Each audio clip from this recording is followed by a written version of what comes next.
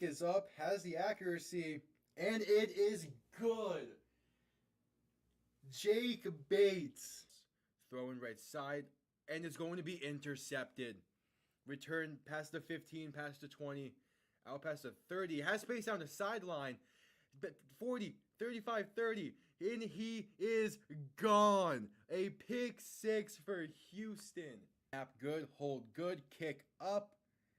And it is straight down the middle. Looking to throw, rolls out right.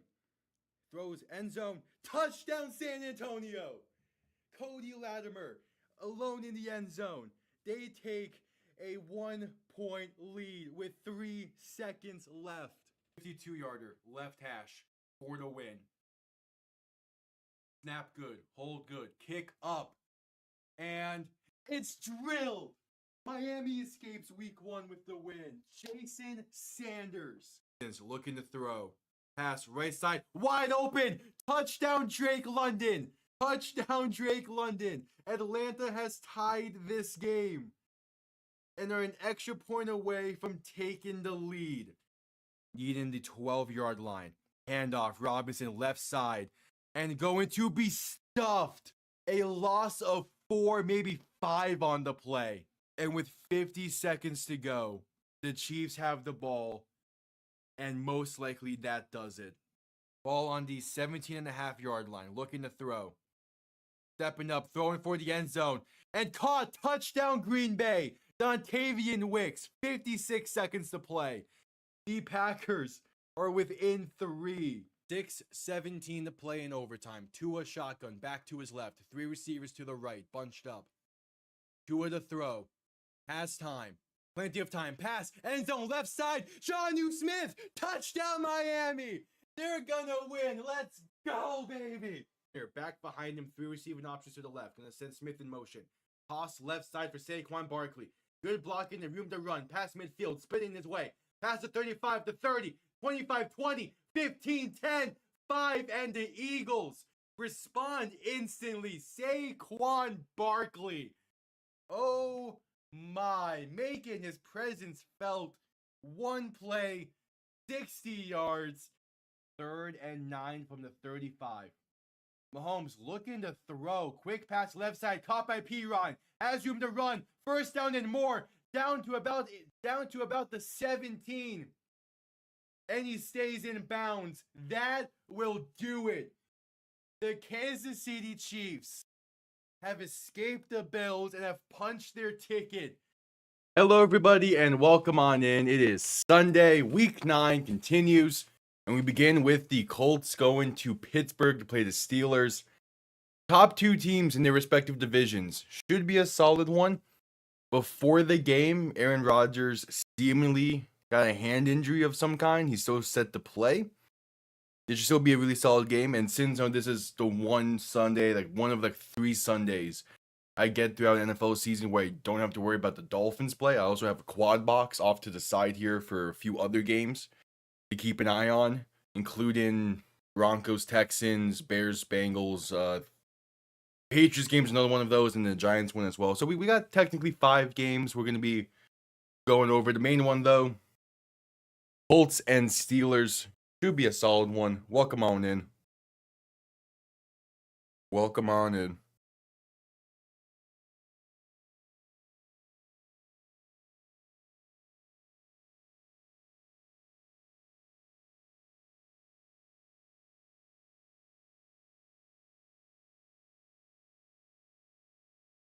Welcome on in. Kickoff underway here momentarily. Oh yeah, it feels good to have a Sunday like this where you don't need to worry about anything related to the Dolphins. Chris Greer and the team mutually parted ways back on Friday. We've gotten a lot of reports about what to expect for Tuesday's trade deadline and kind of what the future might hold. Not really too worried about all that right now. There's still plenty of season left with seemingly this current core, but we'll see it come Tuesday.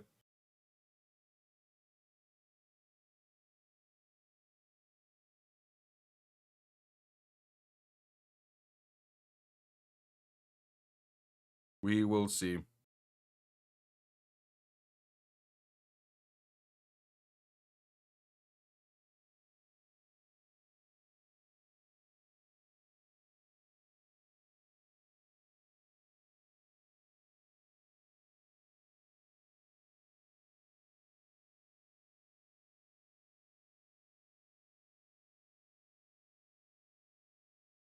Yeah, Aaron Rodgers appears to be dealing with a hand injury that was suffered during pregame warm-ups. That's definitely going to throw a wrinkle into this game.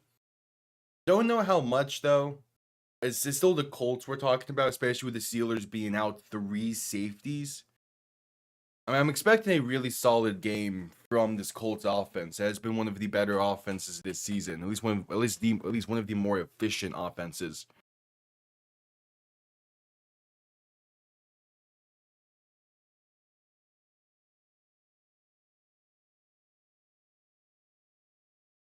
All right, kickoff should be on the way here shortly. I'm seeing a bunch of the other games are starting to kick off as well. Solid 57 degrees in Pittsburgh. Damn, that's nice. It was around like that on Halloween. It was perfect here.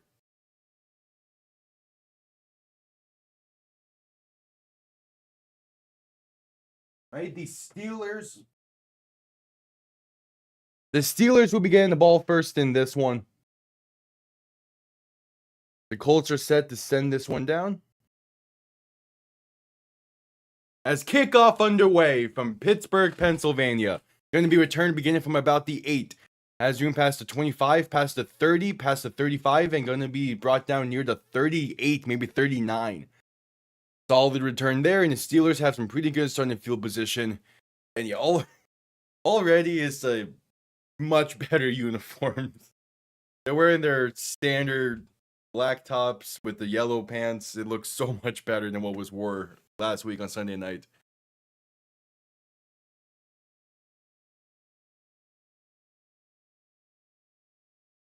As a first play from scrimmage, Rodgers under center with the back behind him. Then a man in motion right to left. Now sending a tight end in motion right to left as well. Can play action and look to throw. Rodgers pass left side wide open is incomplete. Looking for Jonnu Smith. Couldn't hang on to a pass that was a little bit too far. But that's still one that Jonnu definitely should have caught. It bounces off his fingertips. Wait, did Cincy have a kick return touchdown to begin this game? Oh, they did. That's crazy. Okay. Well, the Bengals are off to a great start. Rodgers under center, back behind him, 3 receiving options to the left. Making some adjustments at the line as the play clock winds down. They get the snap off in time as Rodgers' quick throw right side is going to be caught. And that is a gain of roughly 6 up to the 45 for DK Metcalf.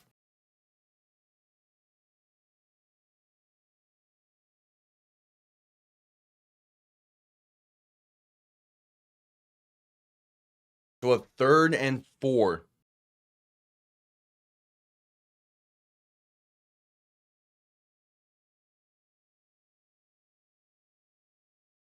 Rodgers in shotgun, back behind him. 3 receivers to the left. Shift in the back to his right. As Rodgers will look to throw once again. Pump faking, trying to buy some time. Pass over the middle, caught by Jalen Warren, but not enough for the first. As he's brought down at the line of scrimmage. And the Colts force an early 3 and out. All right.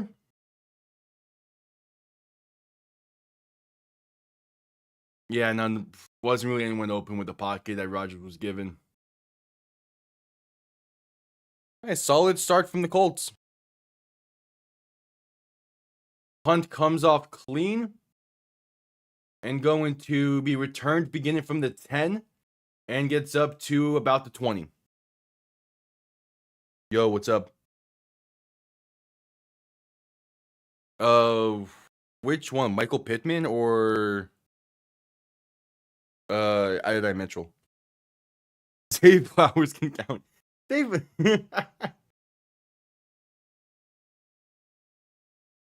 That's crazy.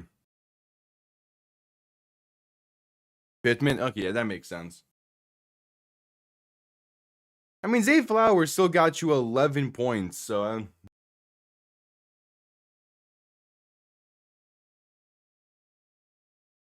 Daniel Jones in shotgun, back to his right, going to look to throw in the first play for the Colts. Pass left side will be caught, and there is Michael Pittman for a gain of 10 and a first down.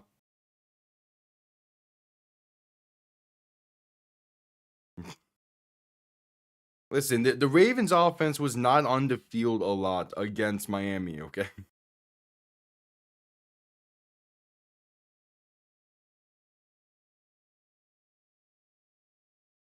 And when they were, it was Mark Andrews doing most of the damage.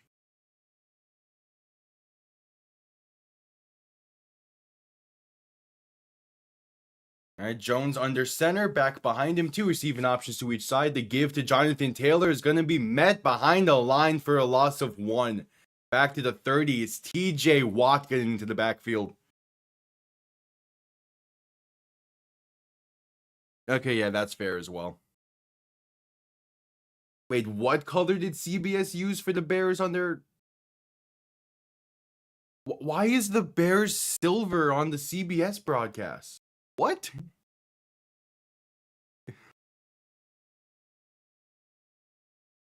Jones in shotgun in 2nd and 11. Looking to throw. Pass left side. Going to be incomplete. Dangerous throw near Joey Porter. Looking for, I believe that's Adonai Mitchell. And a 3rd and 11 coming up. I never understand how CBS handles what colors to use for some of their teams. Because, like, they picked... For Cincy, they're using black, which makes sense. But why not use navy or orange for Chicago, which is their two primary, like their two main colors? Why are you using silver? They don't have silver in their color scheme.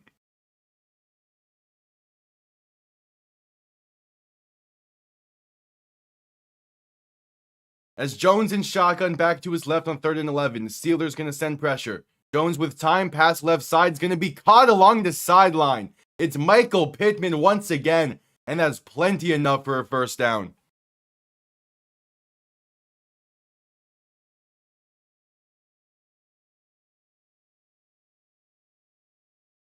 Hello. Welcome on in. Oh, Sam Laporta got an early touchdown for Detroit.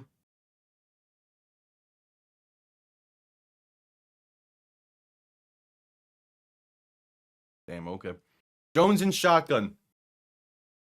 So those are Alec Pierce on the reception there, okay. So Jones in shotgun looking to throw in 1st and 10. Has time, pass right side, going to be Pierce once again. Makes one man miss, has room past the 25 to 20. And then finally forced out of bounds near the 15. And the Colts are inside the red zone for the first time. Alec Pierce has been going crazy on this drive. He has all 3 of the receptions early in this one. And that's a great throw from Daniel Jones. Right in that window. Perfectly placed ball, man. This Colts offense has been something this season.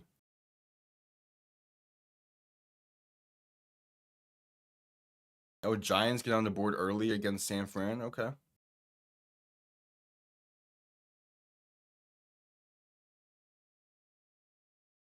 Jones under center, back behind him. Play action looking to throw once again with time. Pass right side. That is incomplete. Looking for Mo Alley Cox, Patrick Queen in coverage. And a 2nd and 10 coming up. Not the greatest of throws, but still one where he definitely could have caught it, but no, you want that ball placed more towards the pylon, definitely.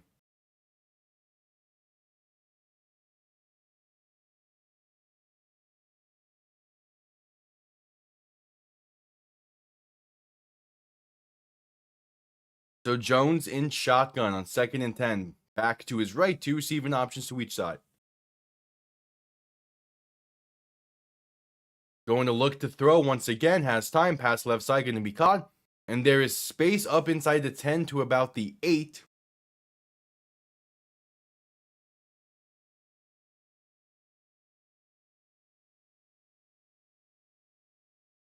As there is a Steeler slow to get up. Oh, that was Josh Downs on the reception there.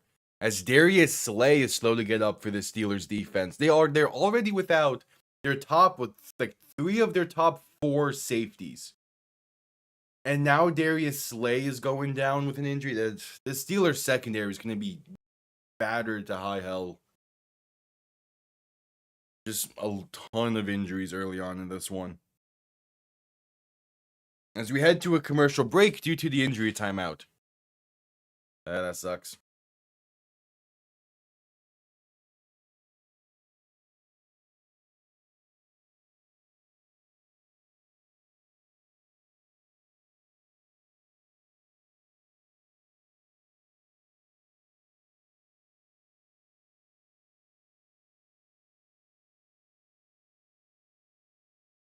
All right, at commercial break.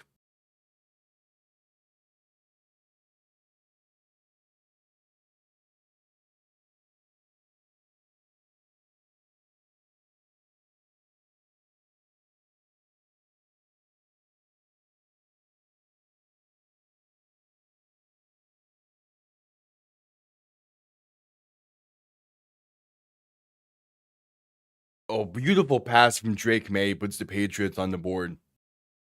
And the Patriots have been one of those surprise, like them and the Colts have been like the top 2 surprise teams this year.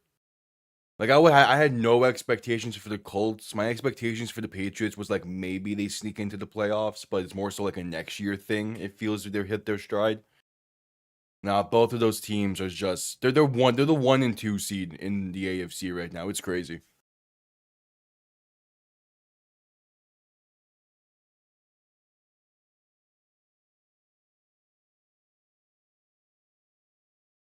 Houston missed a field goal. That game remains tied. Okay. So we're still at commercial break here.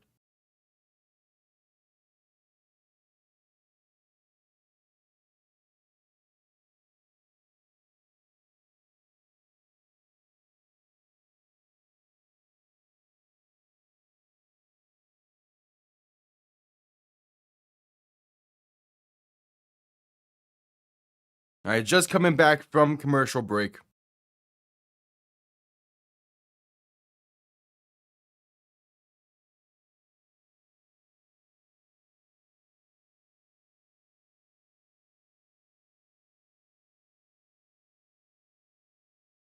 Third and 2 for the Colts from the 8-yard line. Jones in shotgun back to his left, 2 receiving options to each side. It's been a very pass-happy drive as they look to throw once again. They give to Tyler Warren left side. It's only going to get a yard there, not enough space to create something there. Now the Colts have a decision to make. It's 4th and 1 inside the 10. As that was Jalen Ramsey on the tackle. Of course it was. Do you take the gamble? I mean, yeah, you're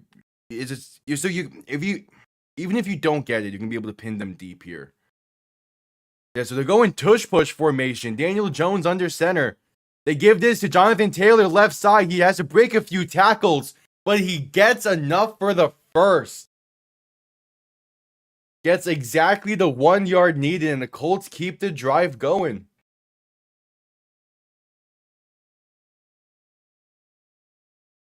Yeah, he had to break off 2 tackles and still push forward through another one to get that first.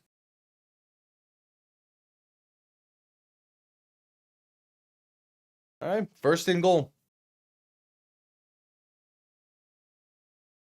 Jones in shotgun, 3 receivers to the right, a back to his left. From the 6-yard line looking to throw. Jones, pass left side, tipped at the line, and incomplete. Nearly picked off by a diving TJ Watt. Seemingly looking for Tyler Warren there, who would have had space to get into the end zone, but a good deflection by Cam Hayward. Okay, no, it wasn't good effort from TJ Watt, but he missed that. Yeah, that was about a few feet out in front of him. All right, so Jones under center, back behind him. 3 receiving options to the right. 2nd and goal, going to give this up the middle to Jonathan Taylor, and he's going to fight his way to about the 1. I think they're marking him down at like the half-yard line, so a 3rd and goal coming up.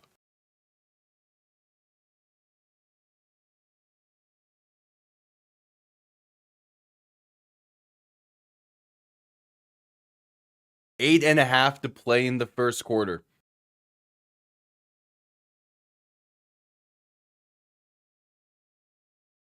Yeah, that ball's on the half-yard line.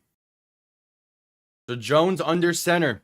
Back in fullback behind him. It's Tyler Warren in the backfield acting as a fullback. Play action looking to throw. Pass left side is short-armed and incomplete. Looking for Tyler Warren once again. It might have been tipped. And a 4th and goal from the half-yard line coming up.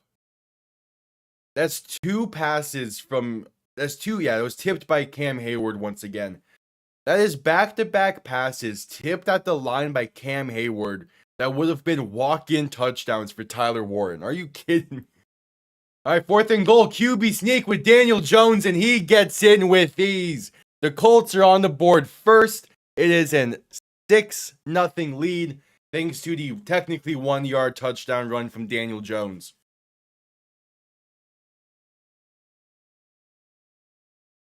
A beautiful push from that line. Yeah, that's probably the best looking QB sneak we have seen. Obviously, like not counting tush pushers and all that because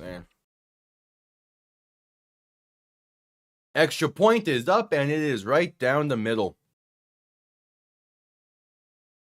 7-point lead for the Colts with 8:05 to play in the first. We head to a commercial break. I saw that Justin Jefferson found the end zone.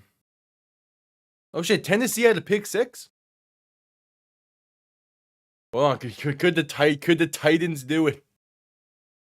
Also, CBS decided to use silver for the Chargers as well on their graphics. That makes more sense than for the Bears, but still. Like you use the yellow to playing the Titans. You can use the Chargers yellow for that matchup.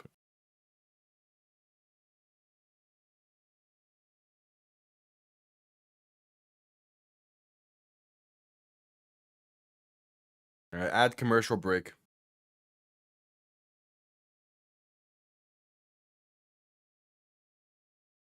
The Bears tied things up at 7.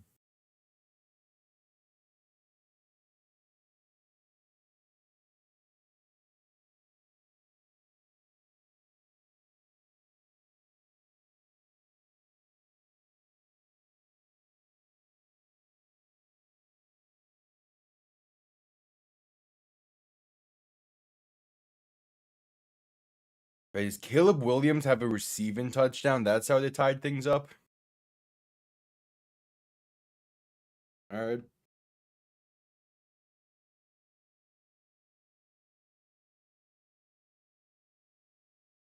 That I still can't believe you did that trade. Like Justin Jefferson had a slow start to the season, but he's still Justin Jefferson. He's good for 1,000 yards and at least like 7 touchdowns a year. Like he was gonna have another great performance at some point this season.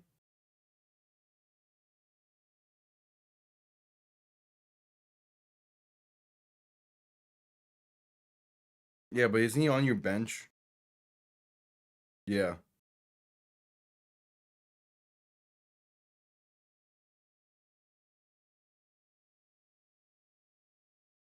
I still that commercial break.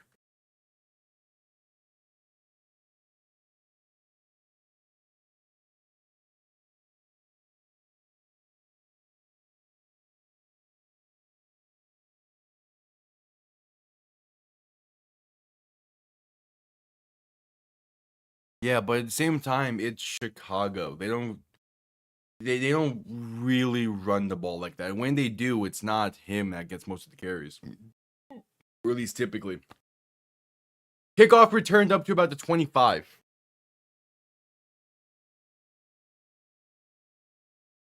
Unless there's an injury over there in Chicago I don't know about with, I believe, DeAndre Swift's typically their main back.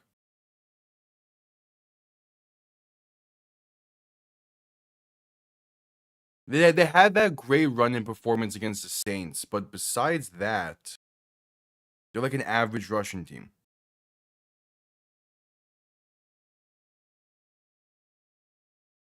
Yeah, like they're averaging 4 yards a carry. That's about average. Toss left side for Jalen Warren is going to get up to about the 29, gain of 4. Yeah, but again, still, when they do run, is DeAndre Swift that gets the boatload of those carries.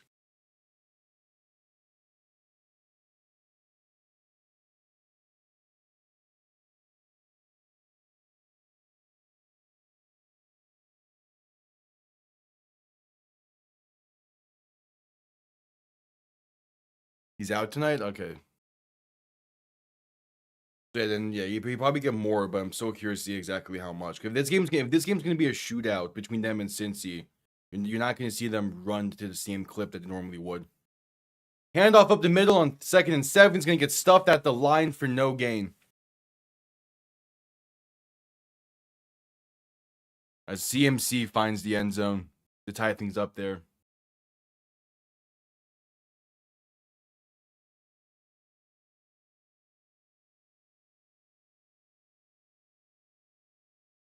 All right, 3rd and 7 for Pittsburgh.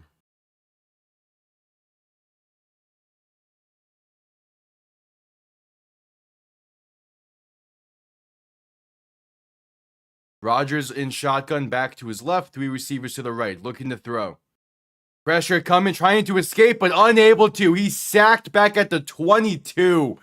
And that's back-to-back 3 and outs for the Steelers.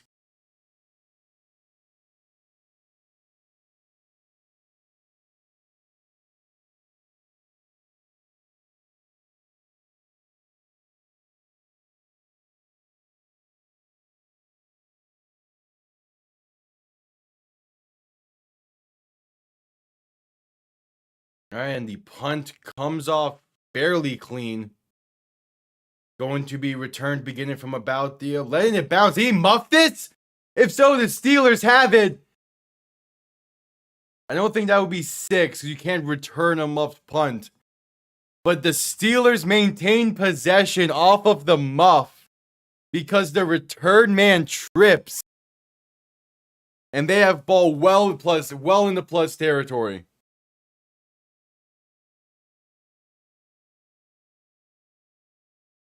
It's Josh Downs, the return man. Yeah, it bounced off his chest. It bounces off his chest. He then stumbles, and the Steelers maintain possession.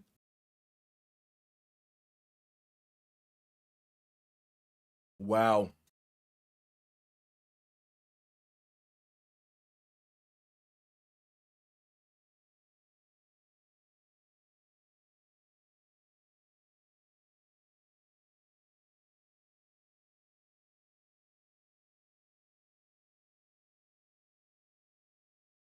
All right, so 1st and 10 for Pittsburgh after the muff.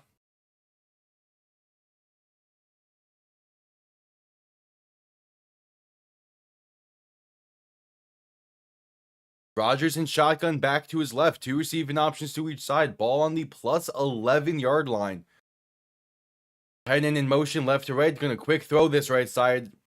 Caught and brought down near the 5, maybe the 4.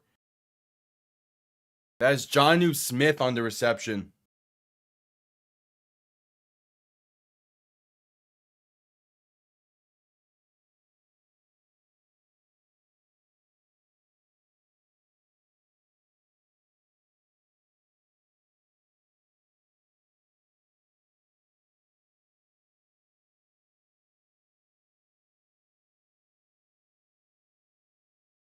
No, those are legit names, Steve Fox. Ray McLeod used to be a Chief. He has a Super Bowl ring. Rodgers in shotgun back to his left. Going to toss this forward for DK Metcalf. Trying to get the sideline, but brought down behind the line for a loss of a yard.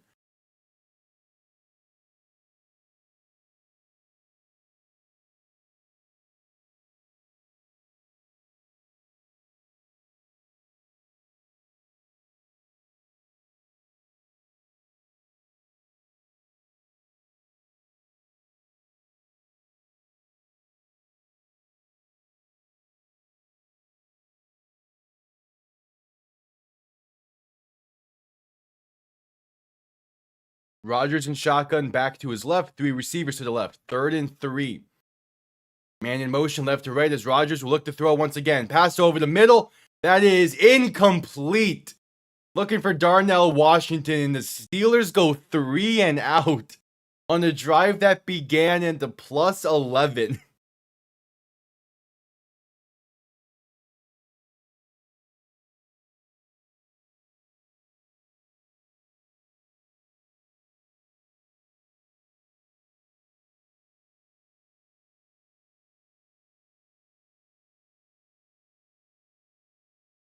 So 4th and 3. Let's see what the Steelers, they're going to go for it. Rodgers in shotgun, Rodgers alone in shotgun. 3 receivers to the right, 2 to the left. Going to look to throw. Pass left side is incomplete. Looking for Washington once again. He wasn't prepared for the pass, and the Steelers get nothing out of a drive that started at the plus 11 yard line. What?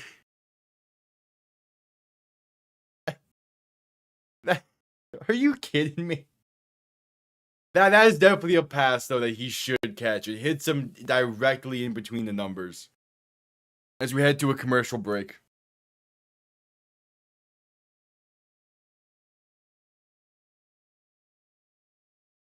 Texans looking to strike first against the Broncos, and they seemingly just did.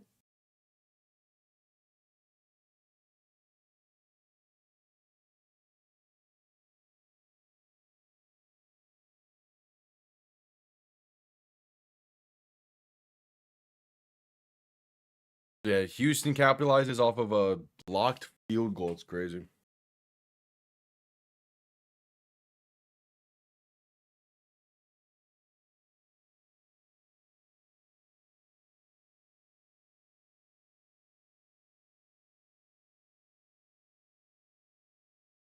All right, at commercial break.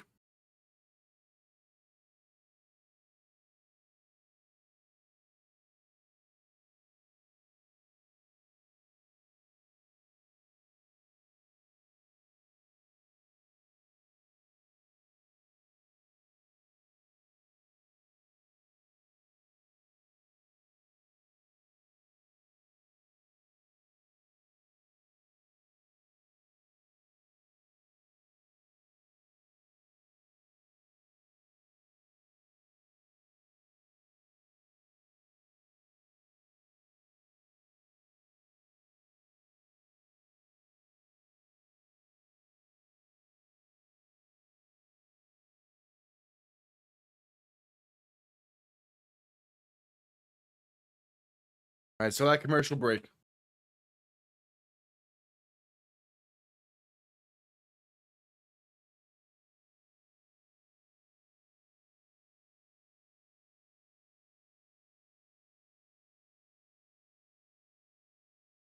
All right, just coming back from commercial break. Colts ball, but hey, they're inside their own 5 here. It's gonna be a long drive coming up. A good chance for the Steelers to utilize some of that, high-end talent that they have on the front 7 to try and create some stuff there. As the Bears just, I believe, fumbled. Not a great kick return, if anything, though, there.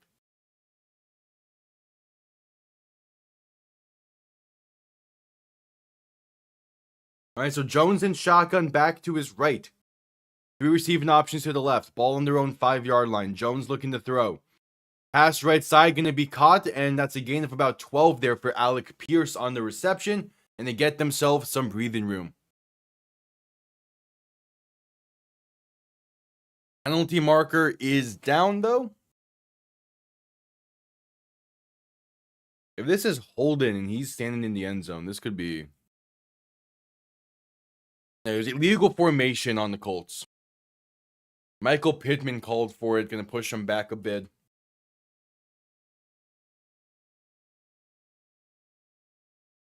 I mean, if you're the Steelers, what stops you from just sending 5 or 6?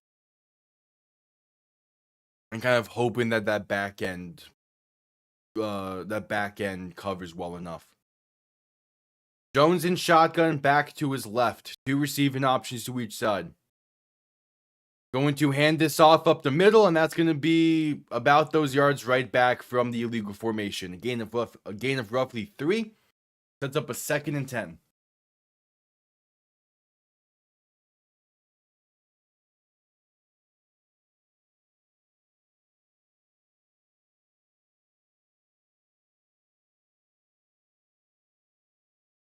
The thing that would be stopping them is their back end coverage, because they're down 3 safeties and Darius Slay is hobbled right now. So you don't want to give up something big over top. And now that they have a little bit more breathing room, yeah, you're only going to send 4. Quick pass right side caught by Tyler Warren. Going to get about 3 once again. Sets up a 3rd and 6. when it's a case where when it's like that 1st and 12 and they're at their own 2, you can get away with sending 6 or 7 a lot more because there's high probability of a run play called there. The key thing is you just have to hope that the back end covers you well, but they're so banged up on the back end that Jalen Ramsey is lining up at safety in most of these plays. Jones in shotgun back to his left, looking to throw in 3rd and 6. Pressure coming, pass right side can be caught, and that's enough for a first down. Gain of 7 for Josh Downs. And they get that breathing room needed. 1st and 10 coming up. Yeah, there was sending 5 there. Because the key thing is you want to try and get one-on-one situations for Cam Hayward and TJ Watt. You do that by hopefully by sending 5 or 6 and forcing them to pick up one-on-one. Jones in shotgun going to play action to look to throw. Step into his left. Throw and left. That's going to be incomplete. A little overthrown there for Alec Pierce. 2nd and 10 coming up.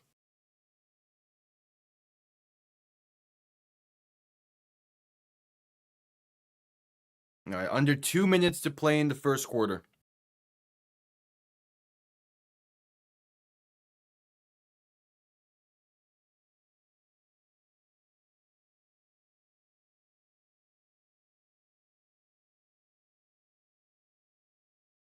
All right, Daniel Jones in shotgun, back to his right. 3 receivers to the left. Man in motion left to right, going to look to throw. Pressure coming, pass over the middle. It's going to be caught by Jonathan Taylor for about 2, maybe 3. Sets up another 3rd down. Yeah, 3rd and 8 coming up.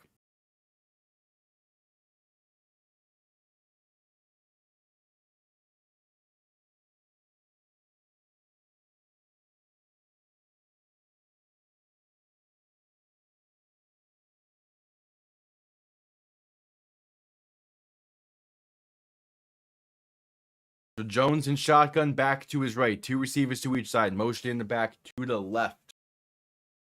Now bringing him back in. As Jones is going to look to throw. Pass left side will be caught, but not enough for the first. Going to get him down a yard shy at the 25. Needed the 26. And I imagine the Colts will just send this one away.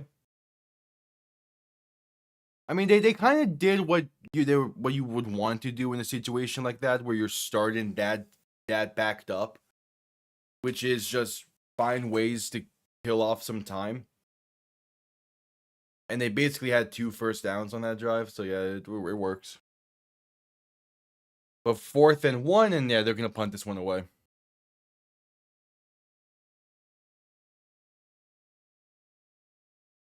Oh no, it's a fake up the middle, and that's gonna be enough for the first. Okay, I see you, Indy.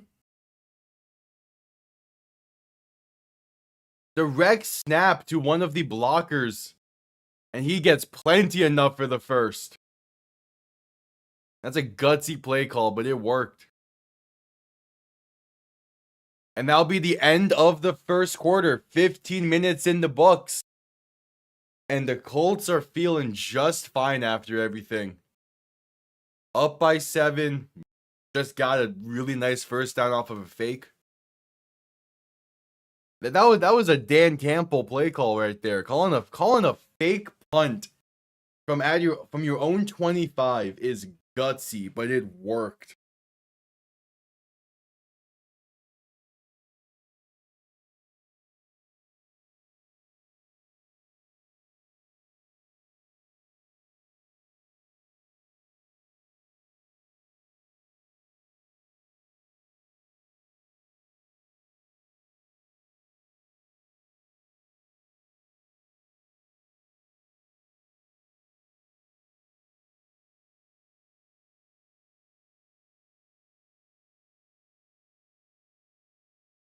All right.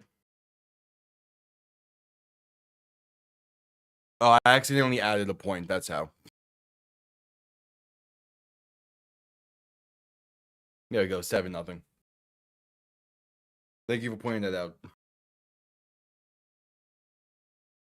I fat fingered the add point button when I was switching the scores earlier. That is on this stream deck being like 10 years old and sometimes not registering inputs. Again, if you see mistakes like that on the scoreboard, just let me know. I appreciate it. Because I do need to get a new one of these things. I've had this for, again, roughly 10 years at this point, so it's not always the best, but it does its job for the most part. Like if I'm switching between folders and stuff too quickly, sometimes it won't register fully what I wanted. Yeah, it's Colts ball. It is Colts ball after a fake punt that got enough for the first. As we're at commercial break for the end of the first quarter, waiting for the start of the second.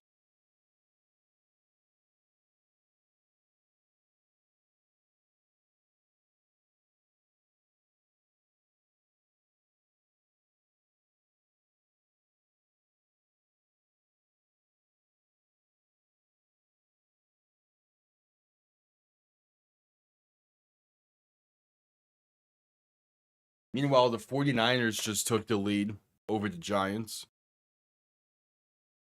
Bengals are up 10-7 over Chicago, but the Bears are moving. Texans up 3-0 over the Broncos. As we're just coming back from commercial break, the start of the second underway here shortly. And it's all tied up between the Patriots and Falcons. Those are all the games that I have on in the background. Minnesota's up 14-7 over the Lions. Damn. Jones play action looking to throw in 1st and 10. First play of the quarter. Pass left side is going to be incomplete. A dive in. Taylor Warren couldn't hang on. Penalty markers down.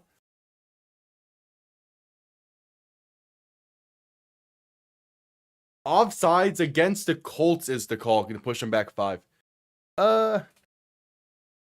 We'll see how the Chargers finish off this game. But yeah, them being down 14-7 to the Titans is not a great look right now.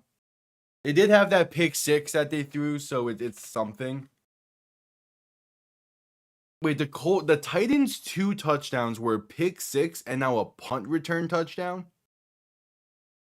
Yeah, I'm not too worried about the Chargers in this game. Their defense seems to be doing just fine. They just need the offense to get out of their own way. Handoff up the middle on 1st and 15 is going to get about 2-ish.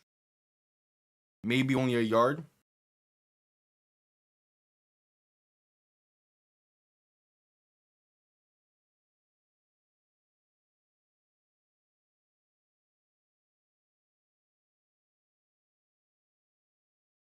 So 2nd and 14 coming up.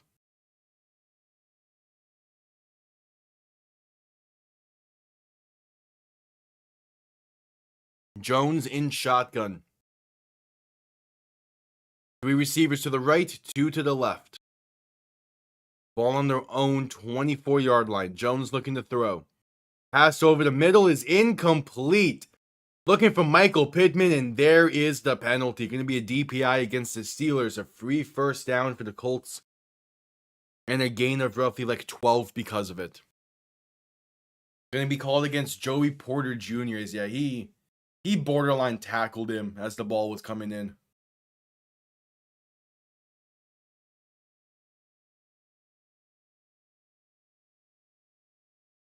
I mean, the Colts beating the Chargers, what was it, 2 weeks ago? That to me showed that they were a legit team. Because that's going on the road against, a top, still a top tier team in the Chargers. And getting an impressive win. Like, that to me solidified it. Another win today obviously definitely goes a long way for as well solidifying it. As pass over the middle is incomplete on 1st and 10, looking for Alec Pierce, some tight coverage.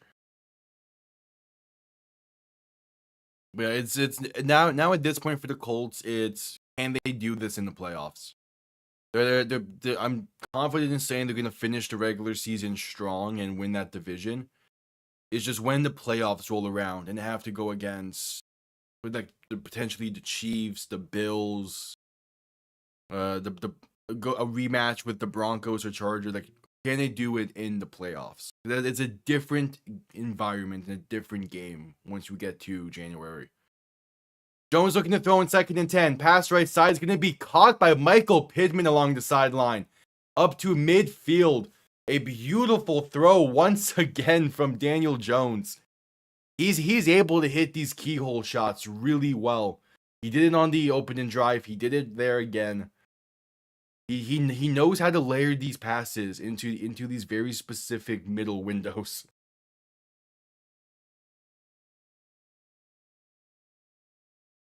I would more so say Jonathan Taylor MVP if I have to pick a Colt, but he's definitely up there. He's definitely gonna get votes. The give right side for Jonathan Taylor is gonna get about 4 up to the 46.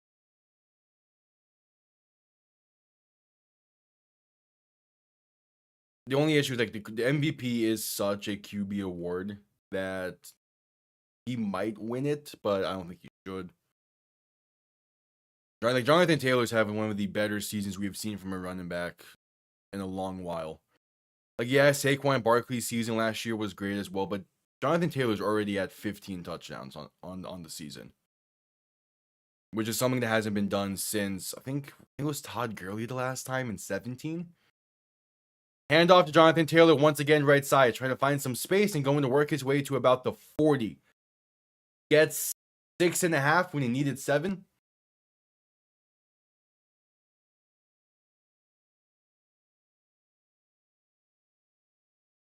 The thing with the Steelers defense is their secondary is so banged up and injured that it has been the main issue.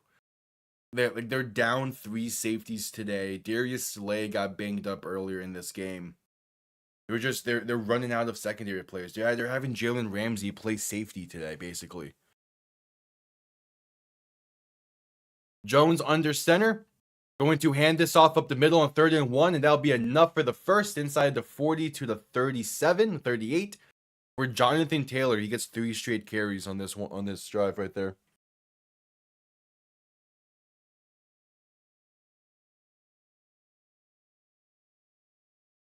But I mean, like the Steelers at one point were like sitting very comfortably on top of that division.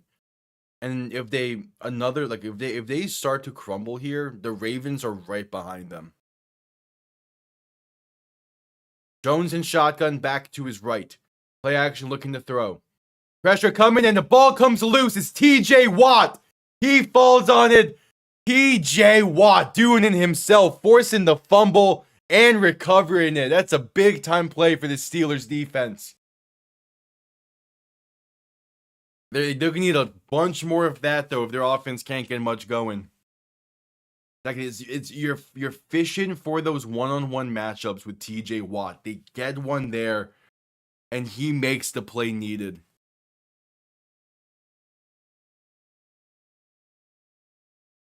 I already have like a somewhat idea of what to do for the scoreboard next year. And like already for that, I plan to add like some more stuff to it.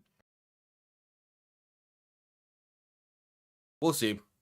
Like part of it, I take inspiration from scoreboards from like old Maddens and old broadcasts. So I'm doing something like that for it. My only issue is like I'm not in a setup right now where I can reliably change down and distance. Like I already forget sometimes to change possession and like the stuff I use for scores. So adding something else to it might be a little bit too much for right now. If not next year, it would definitely be the year after, though, I'll add it. That'll be in a more permanent setup.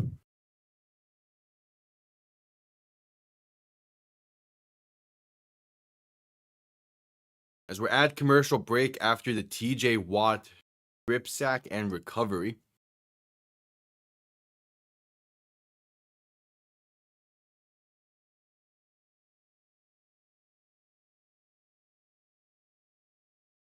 Like I've gone over it, but like for right now, I'm using a pretty old laptop as the main thing for streams, and then I'm using an old Stream Deck to be able to like change the stuff on it because I just was too inconsistent using the laptop specifically last year. So like each year I'm trying to add like something to it to make it so it's more streamlined and a little bit easier. So the hope is that once I get a more permanent setup, I can do a lot more with this.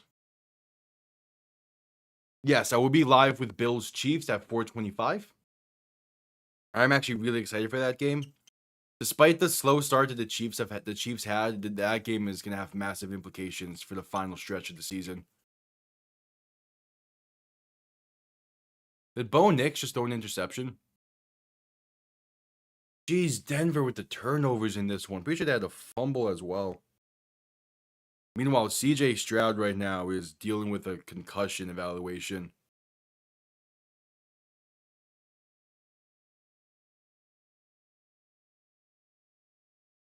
Yeah.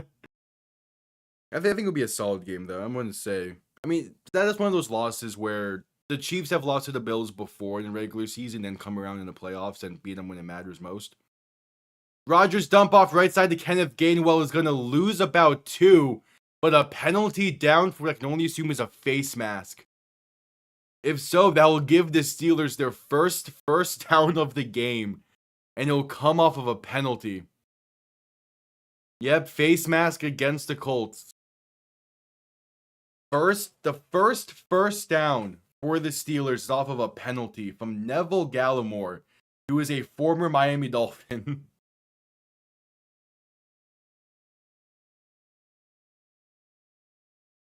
He clotheslines him. I'm fine with that being called. Rodgers in shotgun back to his right. 3 receivers to the right as well. 1st and 10. Give up the middle to Gainwell is going to get about 5 up to the 36.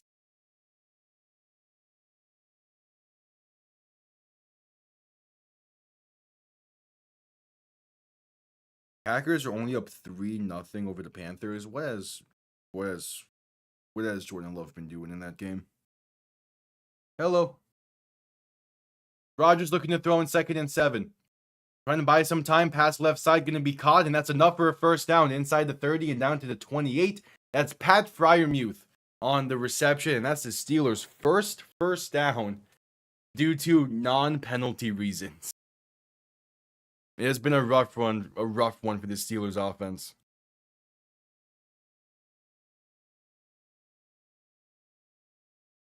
So Rodgers in shotgun back to his right, looking to throw once again. A dump off left side to Kenneth Gainwell. And he's going to get back to the line of scrimmage for no gain.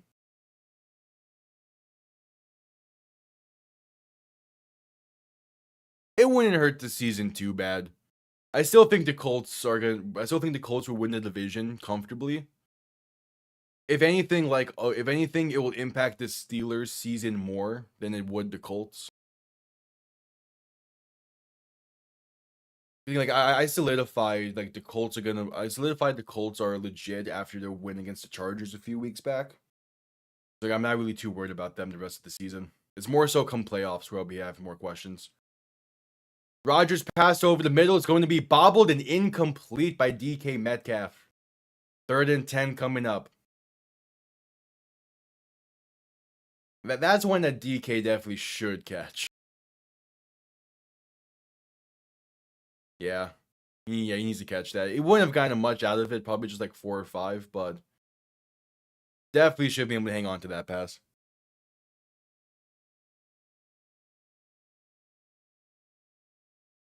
And 3rd and 10. Rodgers in shotgun back to his right, 3 receivers to the left. Ball on the 29-yard line. Rodgers going to look to throw. Colts send 5. Pass over the middle is going to be caught. And it will depend on the spot. They're going to give him the first. Gets exactly the 10 needed. Calvin Austin on the reception. And that's the first 3rd down conversion of the day for the Steelers.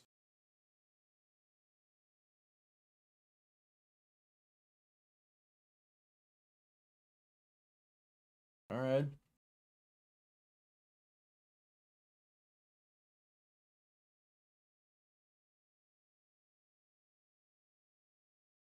Under 9 minutes to play in the half. And are the Colts challenging this? Yeah, the Colts are going to challenge this. I assume they're challenging the spot because that was definitely a clean catch. The Colts will challenge the spot of the ball. And we head to a commercial break.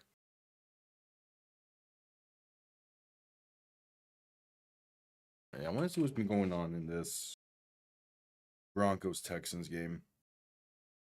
As Davis Mills is in right now for the Texans due to C.J. Stroud being evaluated for a concussion.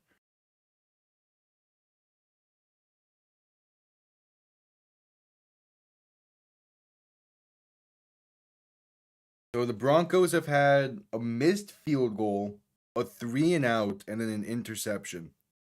And that's been their 3 drives. Damn.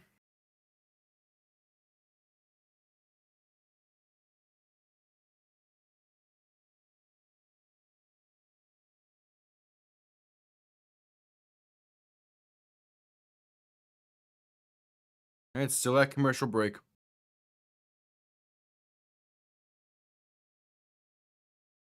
Oh shit, Hugh Freeze got fired by Auburn finally?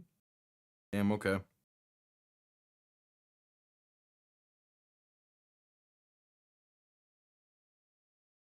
Yeah. I mean, that's solid. But typically from a back, you want near like that 15 plus range. Still plenty of game to go though.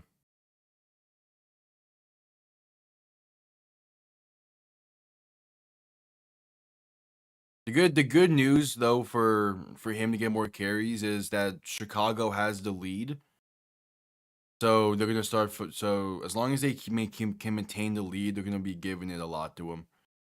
You just don't want it to get too out of hand, to where, at least for like in the Bengals' favor.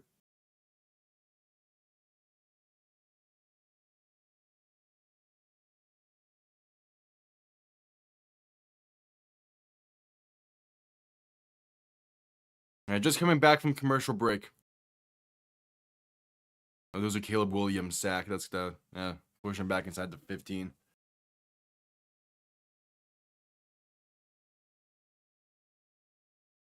All right, so what's going to be the ruling here? Oh, yeah, I think they're marking him short.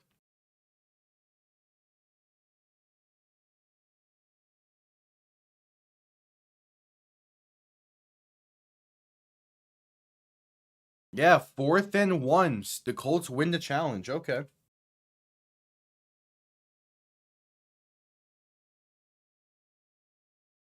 So 4th and 1, the offense is on the field. A QB sneak up the middle, and that'll be enough for the first. Gets plenty, gets 4 there. As that's, I believe, Connor Haywood on the QB sneak.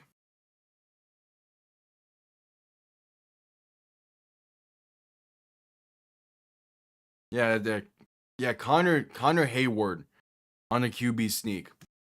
All right, keep the chains moving.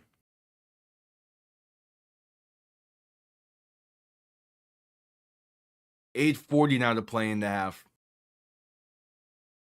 Rodgers in shotgun, back to his left, 3 receiving options to the right. Man in motion as Rodgers is gonna play action and look to throw. Has some time, a dump off left side is off the mark and incomplete.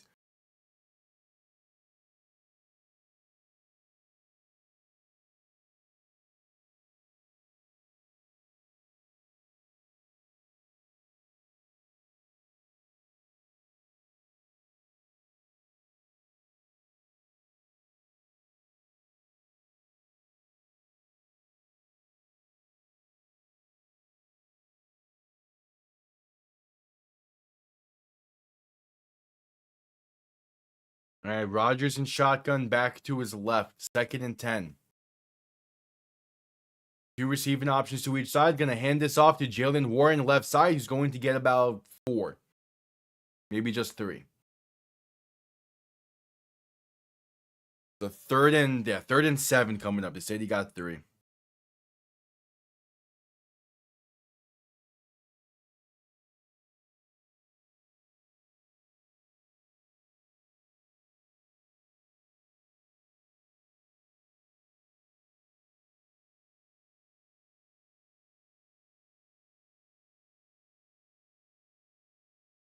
All right, 3rd and 7.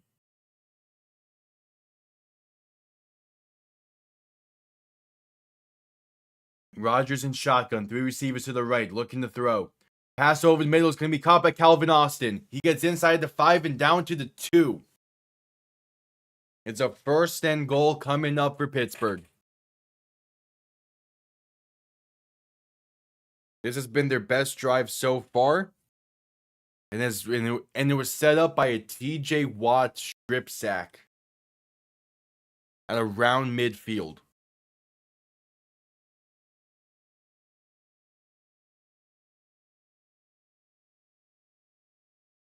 Rodgers under center, back behind him. 1st and goal, same from the 3.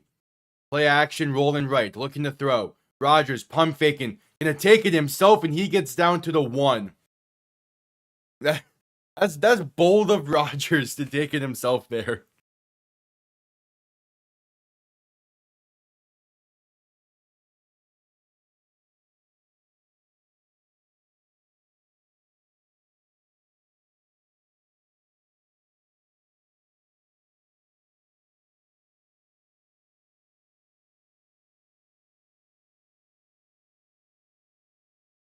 All right, so Rodgers under center, back behind him. 3 receiving options to the left. 2nd and goal from the 1-yard line.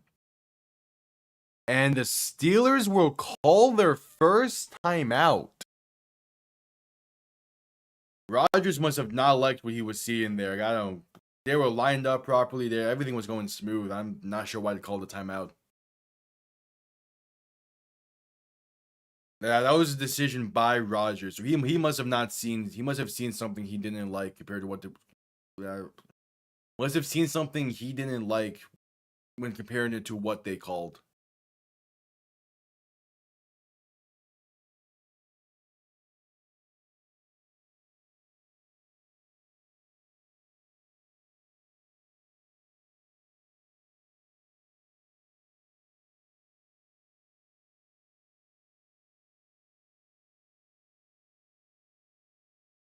All right, so 2nd and goal from the 1.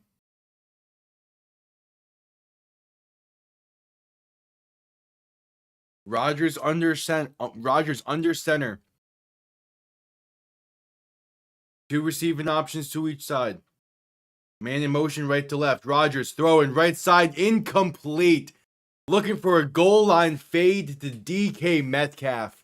And it's 3rd and goal from the 1.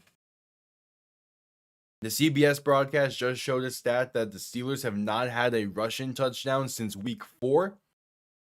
And that has definitely played a factor into this weird skid that they're on.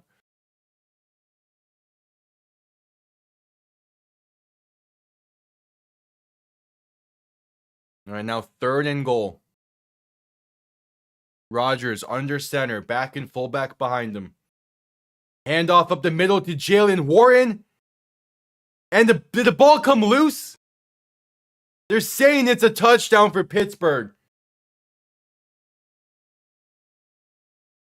I'm not sure if Jalen Warren got it. I'm not sure if the ball came loose and someone picked it up. Either way, that's the first rushing touchdown for the Steelers since week 4. And yeah, Jalen Warren definitely got in himself there.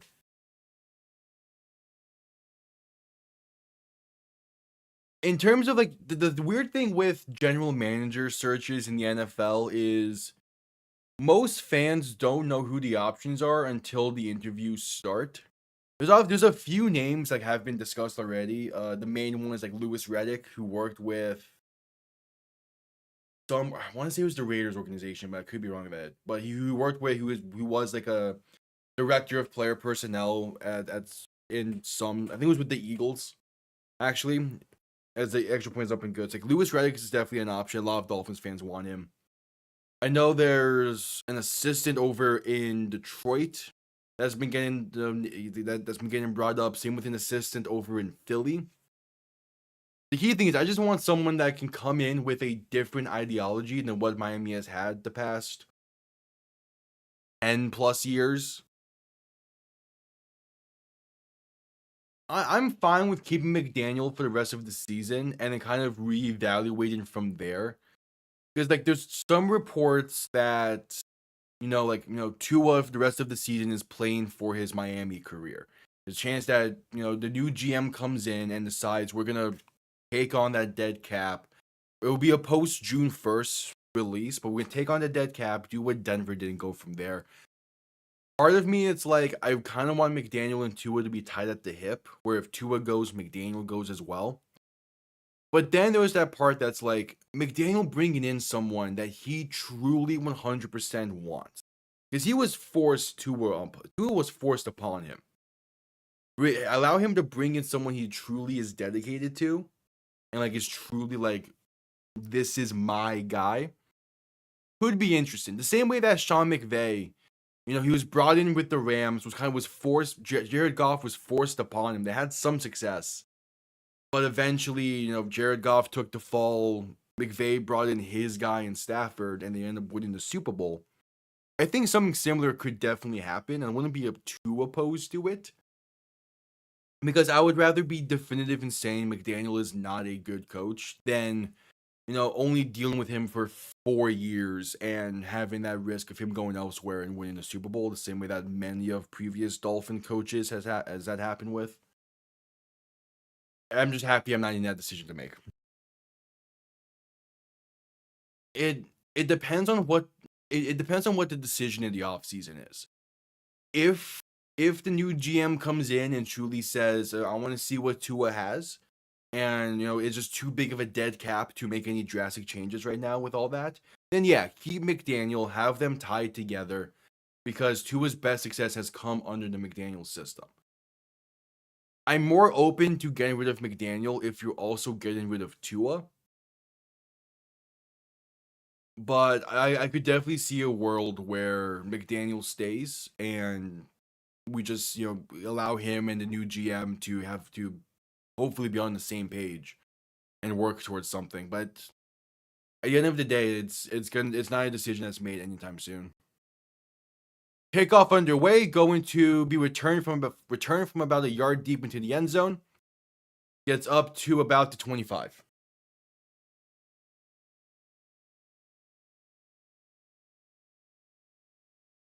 I think the other issue is you're gonna have to do a post June 1st release of Tua or a trade if you're gonna get rid of him. And by that point, when you're already that deep into the off season, is it really worth it? I'm not sure.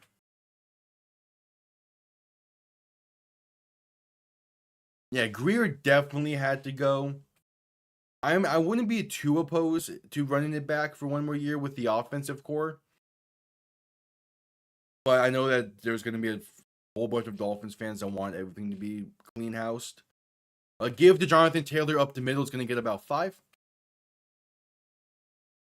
And there's also just that there's also just that idea of, there's a very high probability that both McDaniel and Tua are going to go elsewhere and have great success. Do you want to really hone in on a full blows rebuild and see them go elsewhere and have that? It's I'm just glad I'm not making that decision. I definitely am glad I'm thinking about hypotheticals than anything right now. Jones pass over the middle is intercepted and being returned past the 20, past the 15, and down to the 14. It's Peyton Wilson on the interception. And this game is turning in favor of Pittsburgh.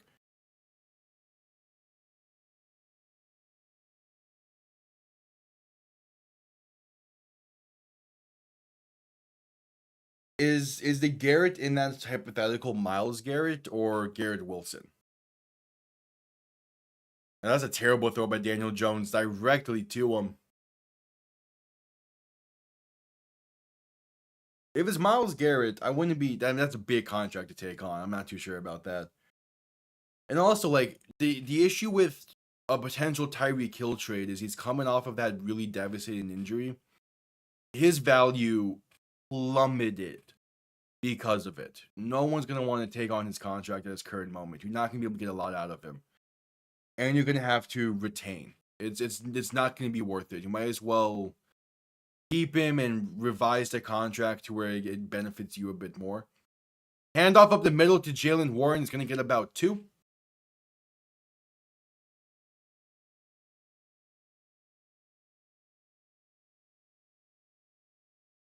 it's you're trading two massive contracts for another massive contract. And it's gonna be too much money moving around for it to really make sense for either side.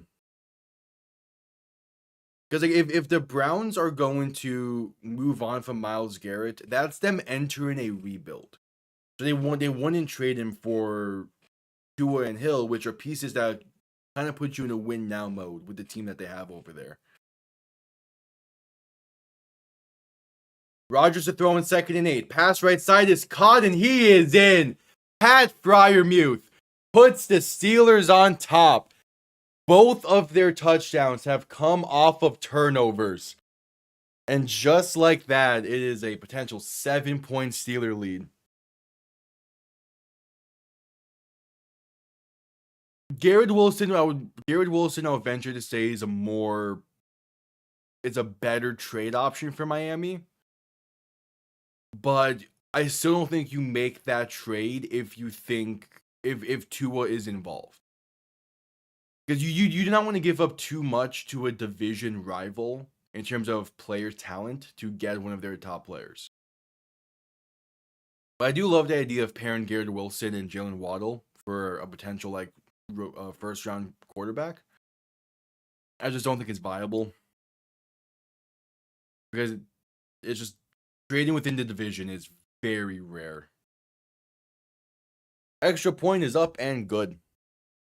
14 unanswered for Pittsburgh, both coming off of Colts turnovers.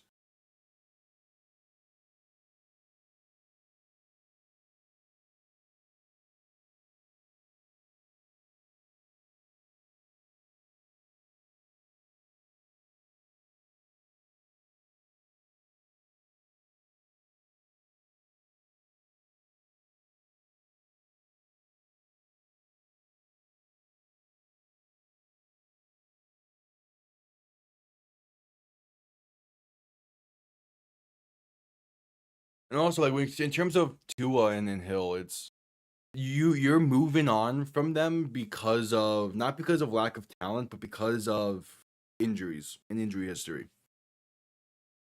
And one of the biggest issues with Chris Greer is he went for the value signings in free agency, which oftentimes was veterans with an injury history.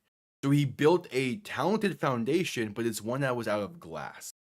Miami has been pretty much a glass cannon the past few years, and usually that's not a viable strategy to win in the NFL.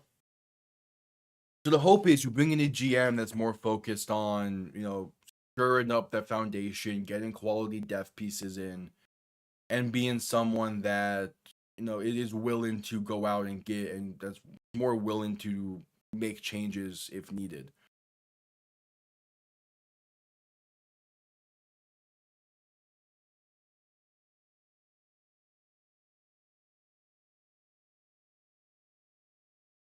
The thing with the Tua contract is if you move on from it in the offseason, in this upcoming offseason, you are getting about $100 million in dead cap.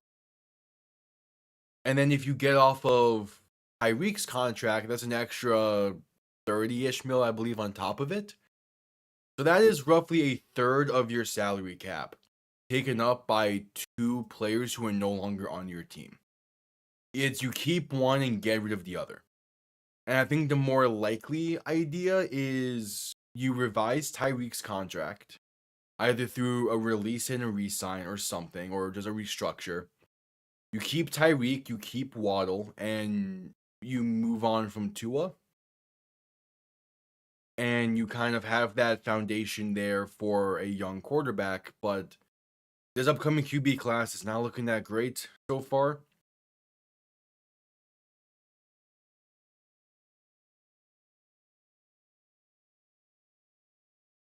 Kickoff on their way, going to be returned beginning from the 2 and up to about the 30. But by moving on from both Hill and Tua, you are instantly saying we're not going to be a good team next year. We don't care about this year's free agency, and we're more so focusing on building through the draft. by doing that, yeah, it sets you up better for the future, but it kind of puts things in a bind. Because if you want to keep McDaniel, well, he's not going to have a great team next year. You're probably not going to be great, and you're probably going to be forced into get rid of. But he's going to be a default man for next year, which just kind of defeats the purpose of even keeping him in the first place. Jones pass left side can be caught by Tyler Warren and going to get up to about the 38, gain of 2 or gain of 8. That's why you probably just release Hill and bring him back on a cheaper deal because he's dealing with that injury, and you deal with Tua and you keep him on a short leash for a potential quarterback you draft, or with Quinn Ewers or someone you have already in the building. Jones to throw once again, and deep pass left side is going to be off the mark. Looking for Alec Pierce, barely overthrown. Sets up a 3rd and 3. The toughest part is Miami does not have a lot of cap space next year. And also, by Tuesday, most likely, you're moving off of the Bradley Chubb contract and you're moving off of Jalen Phillips. You're putting yourself in a really tough spot to where the offseason is probably going to be primarily retaining guys. So, even a new GM comes in, you probably don't have a lot of extensions in the offseason unless it's guaranteed guys you want in the future, like Devon Achane. Jones to throw in 3rd and 3. Pressure coming, pass left side is batted away and incomplete. Looking for Josh Downs, but a beautiful dive-in pass breakup. It has the Colts going 3 and out.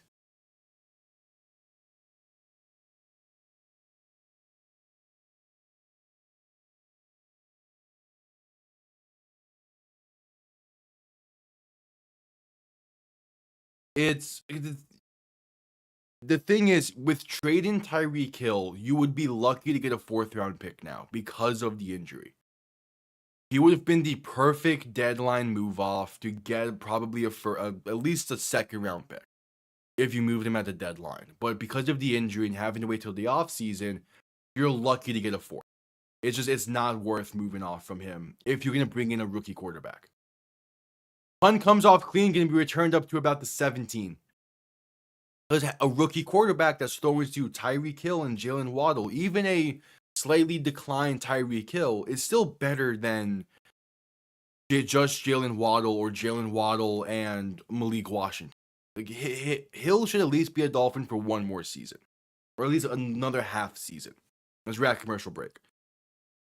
So it comes down to Tua.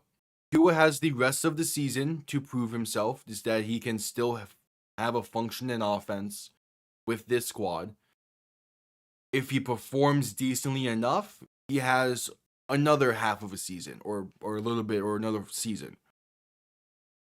Bottom line is if this team next year is still in a retooling or a rough state, Tua is not going to be the quarterback in 2027.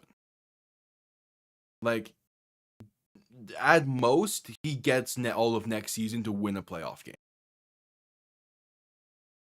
And if that doesn't happen, he's gone. Because in 2027 is when you're able to move off of this contract for a very, very easy way.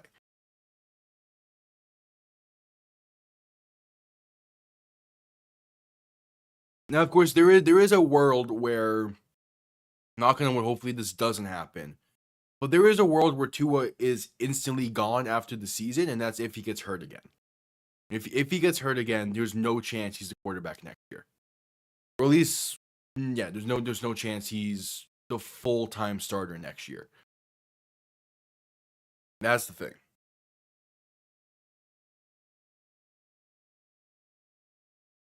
Yeah, the problem is Miami needs a lot of changes, and it's changes you cannot make in a singular offseason with the cap constraints Miami is going to have. Next year is going to be another down year.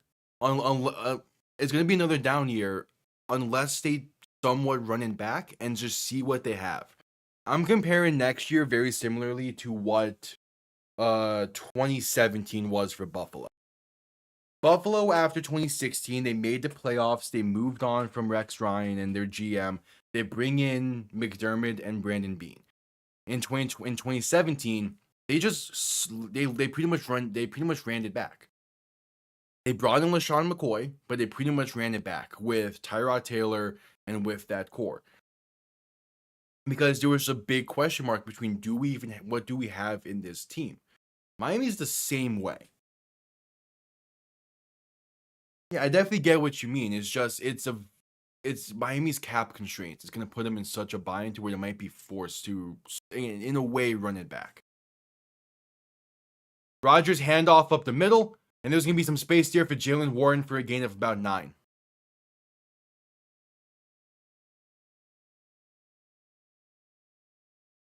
It's a situation where I am happy I am not gonna be the next GM. Because there's no definitive right way to handle it. It's just a whatever feels best type of situation. You need to get that you need to get that new GM in quick. Be one of the first new GM hire-ins. As Rodgers gonna hand this off right side on 2nd and 2, gonna be enough for a first down up to the 28. You need to hire the new GM quick. Allow him plenty of time. Like during the playoffs, you need to hire him. Give him time to evaluate the roster.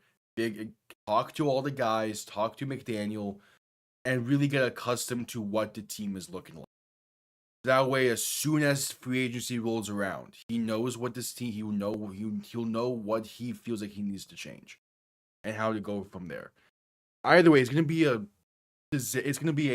complete, like, there's gonna be so many moves and lack of moves that's gonna be very questionable, but it's just something that's gonna need to take time because this roster is not in a spot that is set up for a proper rebuild. As we're heading to the 2-minute warning, 2 minutes remain in the first half between the Colts and Steelers. Steelers up by 7 with 14 unanswered off of 2 turnovers.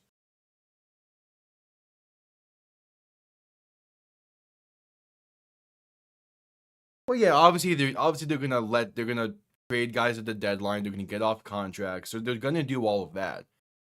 But those are all gonna be contracts that they can realistically get off of and not put you in too much of a bind. And those are also contracts that no one's really gonna care about right now.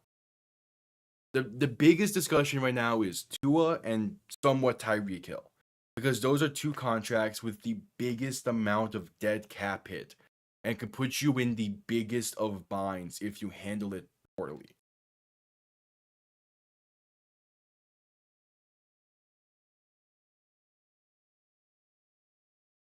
And that's what most of the discussion is going to be for the rest of the season. And there's no correct way of handling it. It's like Tua's dead cap would be a record-setting dead cap hit. You can only work around losing $100 million to a certain degree. Yeah, the idea is Bradley Chubb is going to be traded by Tuesday. That's the idea. Is he gets traded by Tuesday at the deadline. You probably move off of Jalen Phillips as well at the deadline. And you maybe move off of Matthew Judon. Those are 3 guys that you can realistically move. You move off of 2 of those 3, and you get 3 picks in return. You're feeling fine. But the issue seems to be that Miami's asking price currently for Jalen Phillips is pretty high. So you probably keep him and you lose him for nothing, because I don't think he resigns in the offseason. For Judon, I will take a 5th.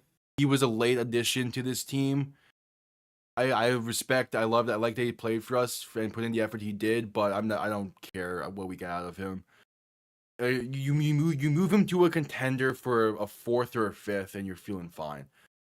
Chubb, you definitely want a 4th at most, but he has just that injury history that puts you into a spot where you can't get higher, which sucks because ideally a 3rd would be nice. It's not gonna happen. And then same with Phillips. Ideally, you want a 1st. You probably settle for a 2nd. Back from the commercial break, Rodgers in shotgun looking to throw in 1st and 10. Pass left side caught by Kenneth Gainwell. Has space for a 1st down and more. Pass to 40 and finally being brought down at the 44.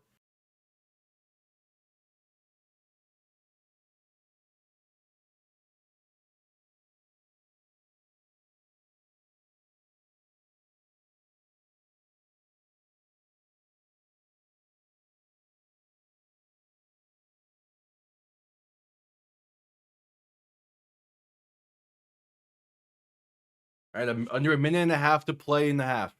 Rodgers in shotgun, 3 receivers to the right, a back to his left. Going to look to throw once again. Rodgers passing deep. Right side for Calvin Austin is overthrown and incomplete.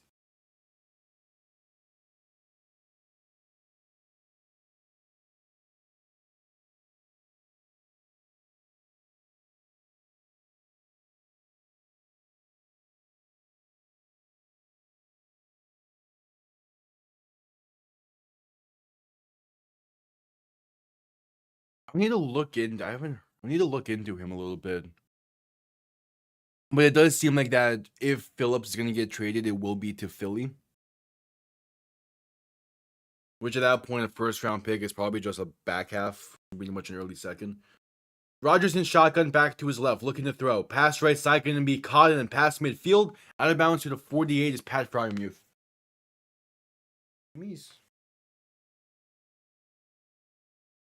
Because part of it is you don't really want to bring in players for these guys right now. Because again, you're going to be dealing with a new GM. So you just want picks. But I wouldn't be opposed for a 2nd from Philly.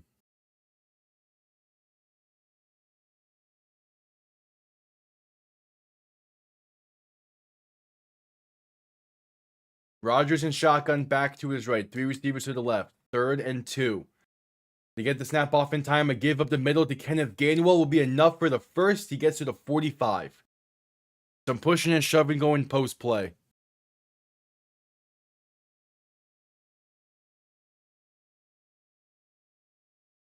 Second year of Houston.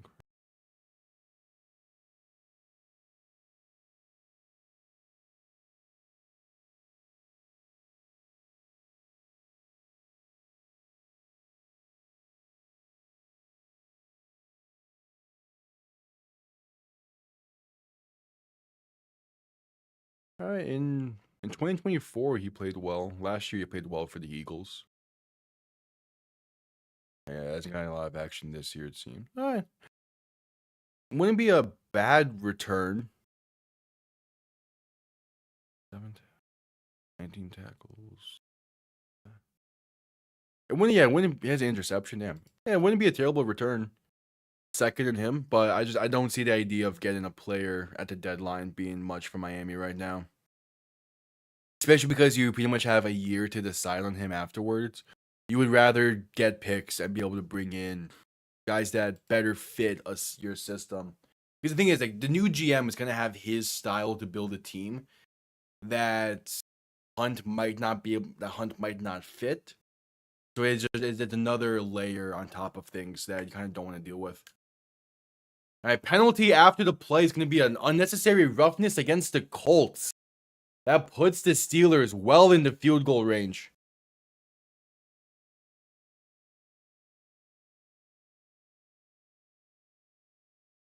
Well, that's the thing. Miami's defense right now is not it was not a Fangio style defense. Anthony Weaver, his style of defense is very different from what Fangio did. So I'm not sure if he would really fit Anthony Weaver's style. Plus, I don't think Weaver will be here next year. And a new GM will have a mindset of what they want out of positions that I'm not sure he will be a part of that. Pass right side on 1st and 10 is going to be batted at the line and incomplete. I think until the new GM gets into the building, I don't think Miami should be acquiring players. Now, acquiring draft picks, go for it.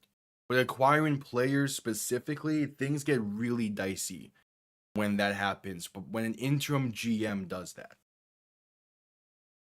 But yeah, you're fine bringing up ideas. I'm just saying I'm not sure if it would really fit right now with what Miami is. Pass left side is going to be caught by Jonnu Smith. He gets up to about the 25, maybe the 24.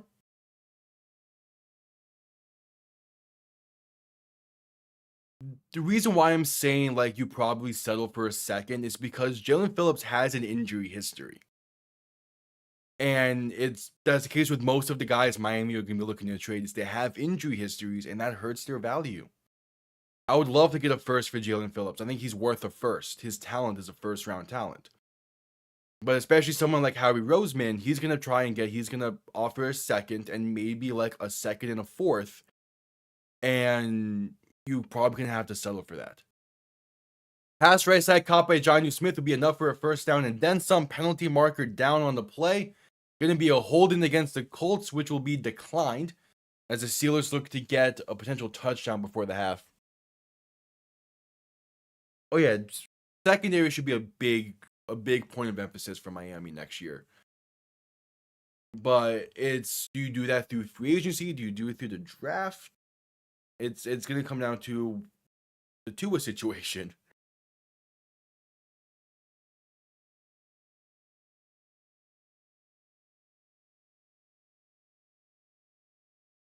At first and 10 from the 12. Rodgers in shotgun back to his right. 3 receivers to the left. Shifting the back to his left as well. Rodgers going to look to throw. Pump faking. Trying to buy some time. Rolling left and sacked. Back at the 17, and the Steelers will call timeout. Yeah. Because, like, if you decide to move on from Tua, quarterback is a must at some point. Even if it's just, doing what you did with Tannehill, where you trade Tannehill in the offseason of 2019 and you bring in Ryan Fitzpatrick.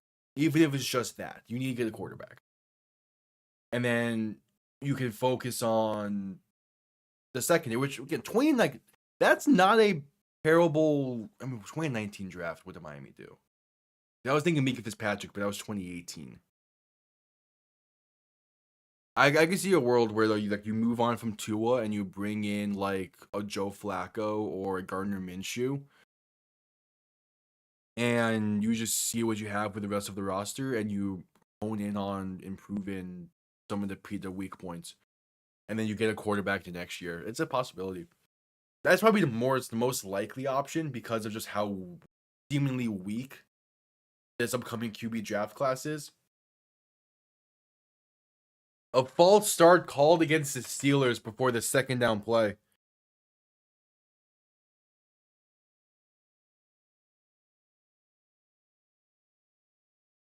So after 2018, Tannehill dealt with injuries in 16, 17, and 18. In the offseason, entering 2019, Miami had their massive fire sale. They moved on from Tannehill. They traded him to Tennessee. And they bring in Ryan Fitzpatrick to be the bridge quarterback for 2019 and somewhat 2020. I could see Miami doing a very similar thing in this upcoming offseason. Pass over the middle to Calvin Austin is going to be caught, and he gets out of bounds near the 7-yard line with 3 seconds to play in the half.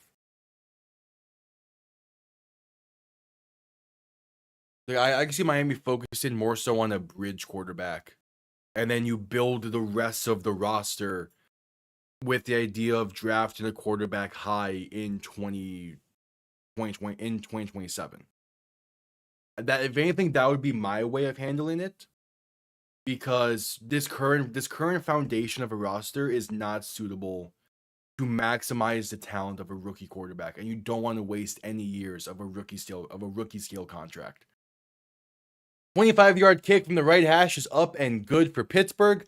They take a 10-point lead entering the half after scoring 17 unanswered. The Colts get ball to begin the second half, but we are at halftime.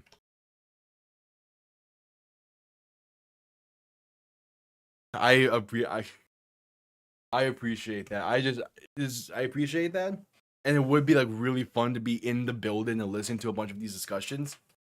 But pulling the trigger on these decisions is what would get me, because there's so many of these decisions where I'm just like, I'm not sure if you would pull the trigger on it, and it makes sense. It's just because how do I phrase this? I know what has happened before, and I'm kind of like basing off of what we have seen from the Dolphins in the past 10 plus years. To like, okay, they could do this. Ross could push this idea, but at the end of the day, a new GM is coming in. Hopefully, someone from outside of the building, and at that point, it's completely uncharted territory.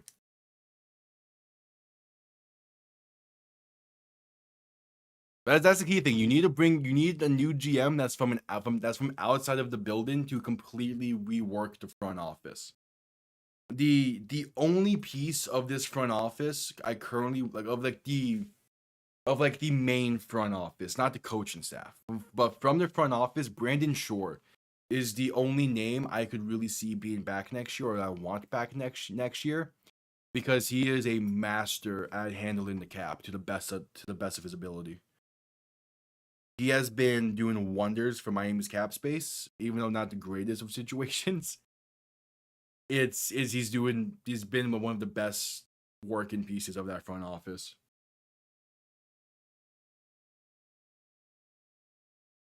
That would be my ideal trade deadline, is you move on from all three and you get a haul similar to that in return. That would be my ideal. Maybe you throw in like Jalen. Nah, we don't have a running back to replace Jalen Wright. Or maybe you throw in someone else on top of it and move on from four pieces. But definitely my ideal is you move on from all three of those guys. And you just you see what you have in guys like Quentin Bell, in Muhammad Kamara, who has been with Miami for a few years now, just hasn't had a real opportunity outside of the preseason. It's seeing what you have in guys who are coming up on extensions. At some point, you need to see what you have in them.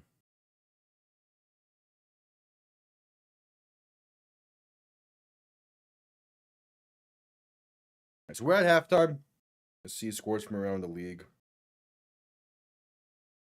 Patriots are up 21-14 at the half. Chargers are up 20-17 as that game's heading into halftime. Bengals are up 20-17 as there's a minute to play until halftime there. 49ers are up 17-7 at the half against the Giants. Texans are up 9-7 over the Broncos with a minute to play until halftime there. Panthers are up 7-6 over the Packers at the half, and then the Vikings are up 14-17 at the half over the Lions.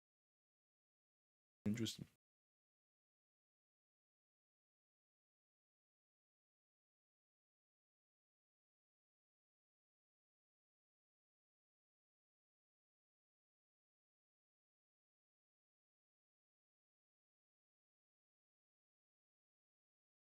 Like all of the like the massive shakeup, like fire sale trades are gonna happen in the off season. At the deadline, it's just maximizing value for guys that you're not gonna get back. You're not gonna bring back next year, and that is moving on from Phillips, Chubb, and Judon.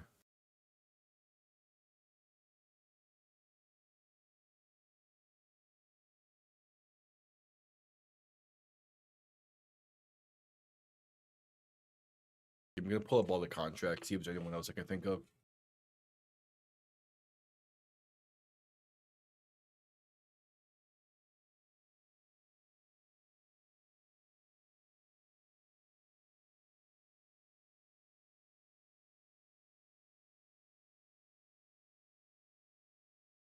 Yeah, looking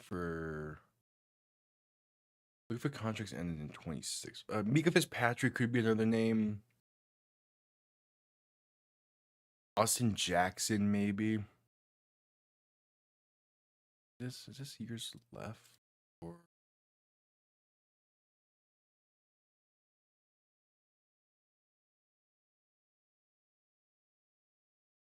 okay, here we go. Yeah, Miami signed a lot of 1-year deals in the offseason.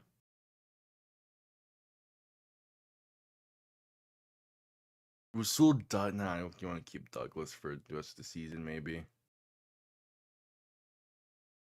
Yeah, it's not really there's not really anyone else that stands out as like a potential trade piece. Maybe KJ Britt,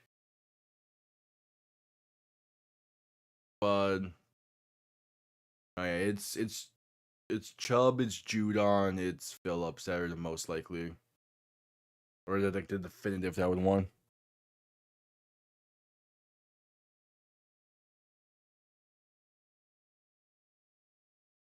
Yeah, it's when a new GM comes, he can decide kind of what areas to target first. I would definitely target secondary a little bit, but that's also with the idea that you're running it back. If you're gonna enter a full-on rebuild, it doesn't matter. Draft picks and it's draft picks and it's high potential guys you would want then.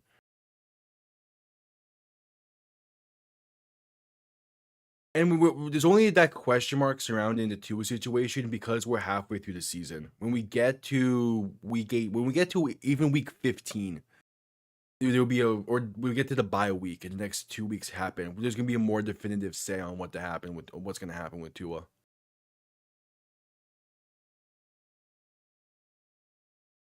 What is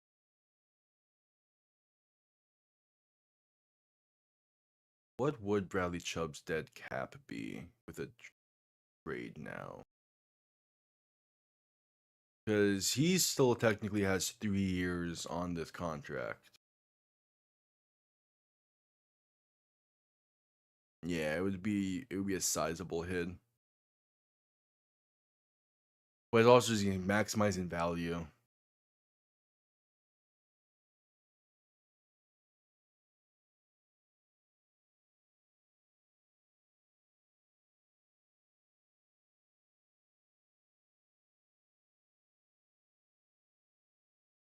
It's just that I wouldn't make a move like that at the trade deadline. I would rather make a move like that during the off season when you don't need to when you can probably give up to get him because you would have just given them because they would have a more definitive say on what they want to do with on if Phillips will be back next year and whatnot. Because it's given up that much value for someone that potentially doesn't fit the scheme. It's just if bringing in players is always a tricky situation, and you don't want to do that when the ideal foundation is a mystery.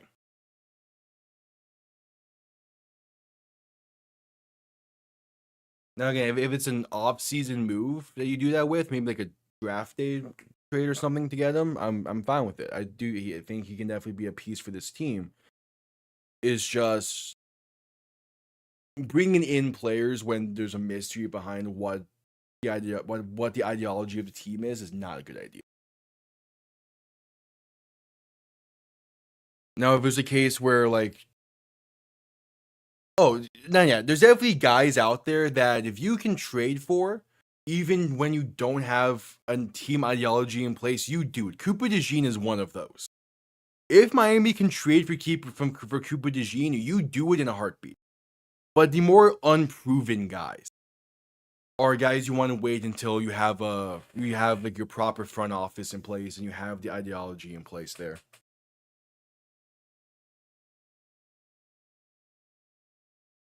Yeah, the Colts offense, they started off great with a good opening drive, but they have been playing rough since. Part of it is turnovers, but it's whatever.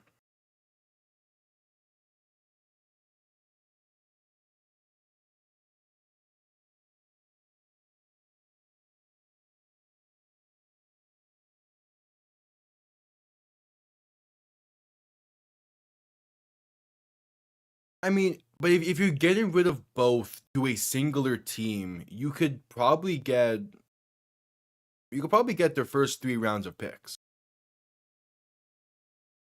Like getting rid of both of them guarantees you a first round pick.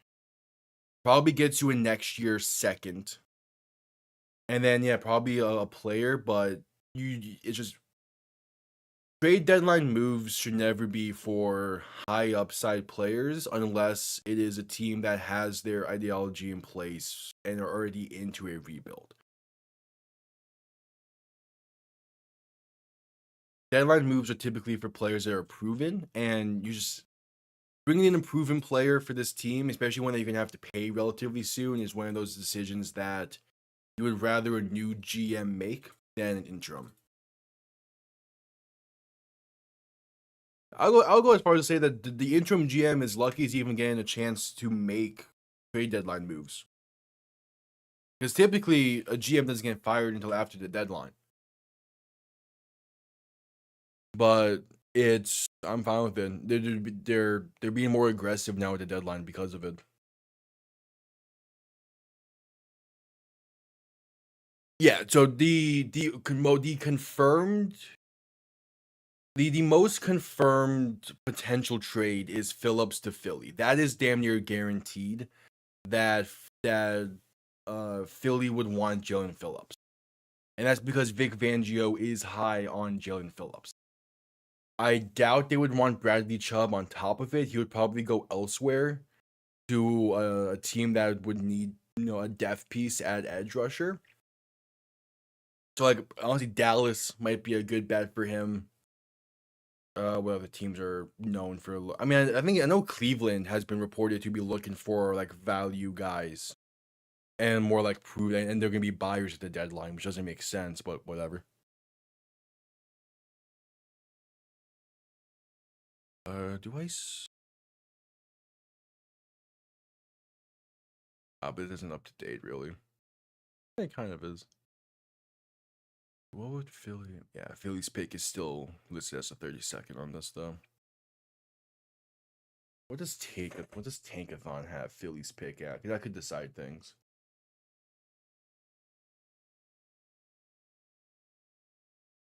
Jalen Phillips had his best season under Fangio in 23. Vic Fangio is very high on Jalen Phillips. The issue with that comes in though with that does not have a contract for next year, so they're gonna have to work on a deal with him. That's probably the biggest issue with the Phillips move is whatever team would trade for him would most likely want an extension worked out in place, and then they'll actually pull the trigger on the trade. But with it being so close to the deadline, you probably don't get that leeway.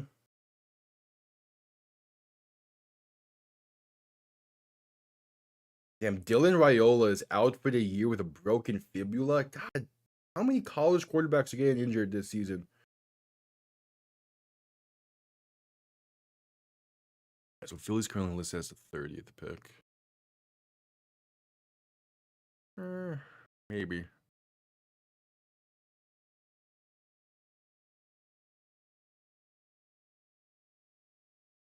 Like Phillips' value is also getting affected because a team would need to pay him in the offseason.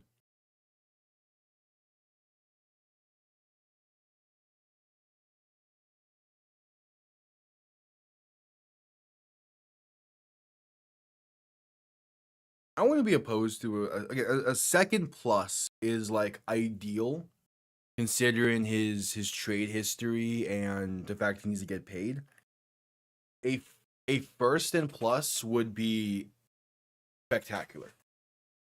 But as a second and some like day 3 picks, I'm fine with. I think you'd be just fine if you get that.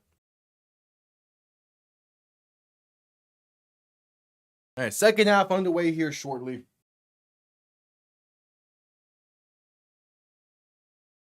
Damn.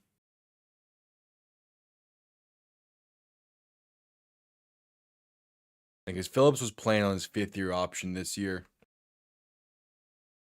And he's coming off of back-to-back season ending. Yeah, his value is not where it once was. Like in 2023, when Fangio was a DC in Miami, Jalen Phillips was on pace to be a DPOY candidate.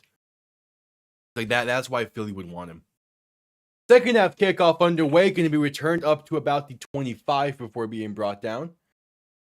And we'll see what they can do here. They need something here soon, though. They need something here soon, though. It's been 17 unanswered after the opening drive touchdown. Oh, Tucker Kraft is getting carted to the locker room? Damn.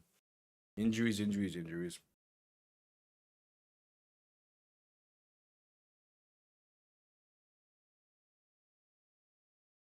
Yeah, at that point, I would be. At that point, I would be happy with Miami going out to get him.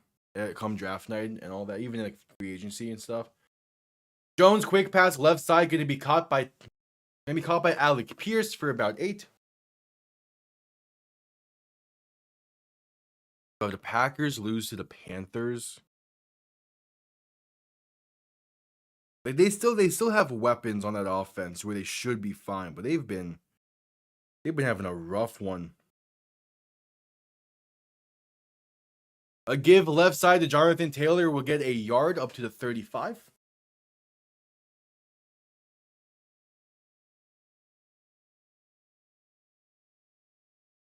Wait, did the Packers just miss the field goal? Okay, yeah, that discussion's coming up then with McManus.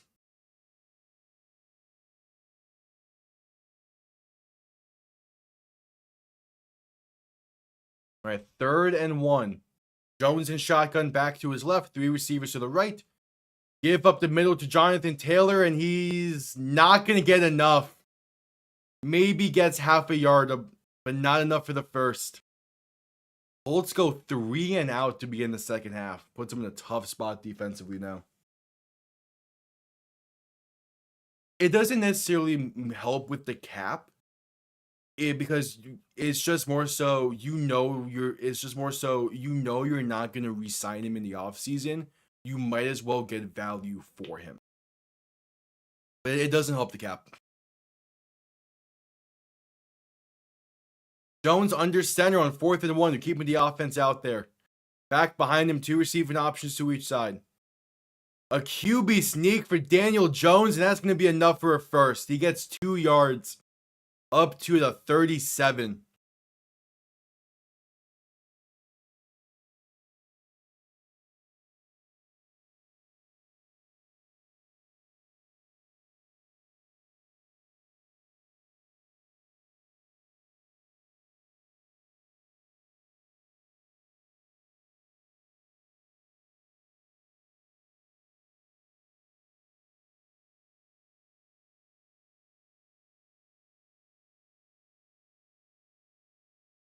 All right, so Jones in shotgun back behind him, 3 receiving options to the right. Ball on their own 37. Play action looking to throw. Daniel Jones with pressure is sacked. Back at the 25. Oh, that's tough.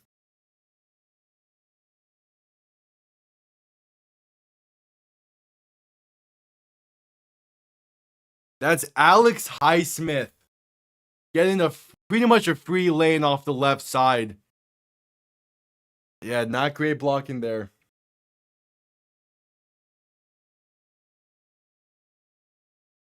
Because Hill is a Hall of Fame receiver.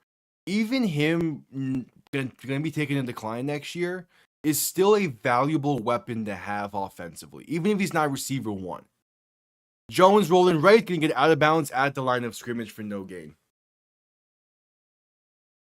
Because like when you have Waddle and Hill, it creates things for the offense if they're schemed correctly. I'm not going to expect Hill to be like anywhere near what he was in years past coming off of this injury. But it's just the fact that a Tyreek Hill at, let's say, 75-60% is still a better receiver than a good chunk of the league. Jones to throw at 3rd and 20.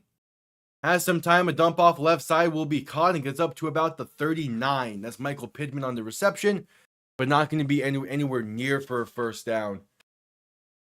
And they're going to have to punt this one away.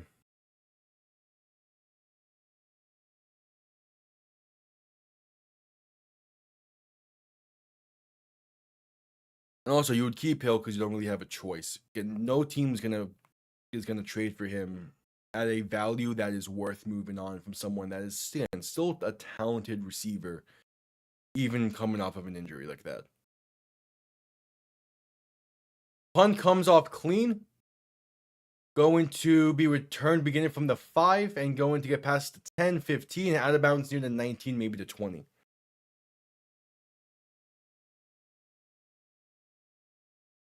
Yeah, it's like Miami definitely needs a tight end, and they have a receiver 3 in Malik Washington. But you're still putting yourself in that same spot where you don't really have a proper deep threat or big body target. Maybe that's what a tight end is for. Maybe who knows.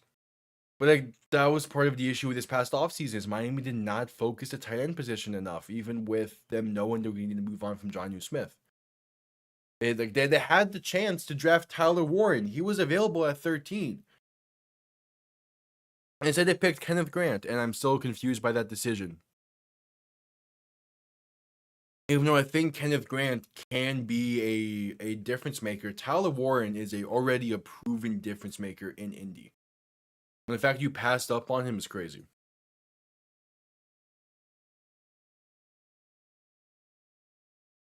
And that's where more issues with Greer showed up is he rarely drafted best player available. He always went with need over best player available.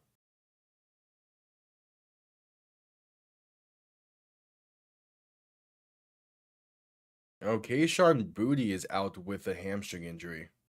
That's going to take a blow for that Patriots offense.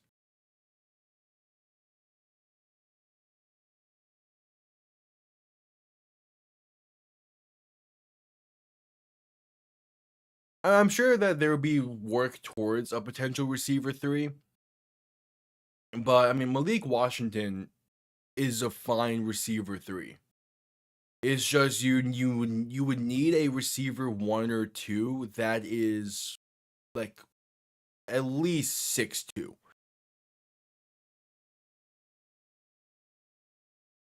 Like Malik Washington fits the mold of what a receiver 3 or a slot receiver can be in the NFL. And he's been one of the better players this year. It's just you would need a proper big bodied receiver 1 or 2 to go alongside of it. Oh, hey, Flash, how you doing? Just coming back from a commercial break. I saw that T. Higgins had a nice touchdown grab. I needed that out of him.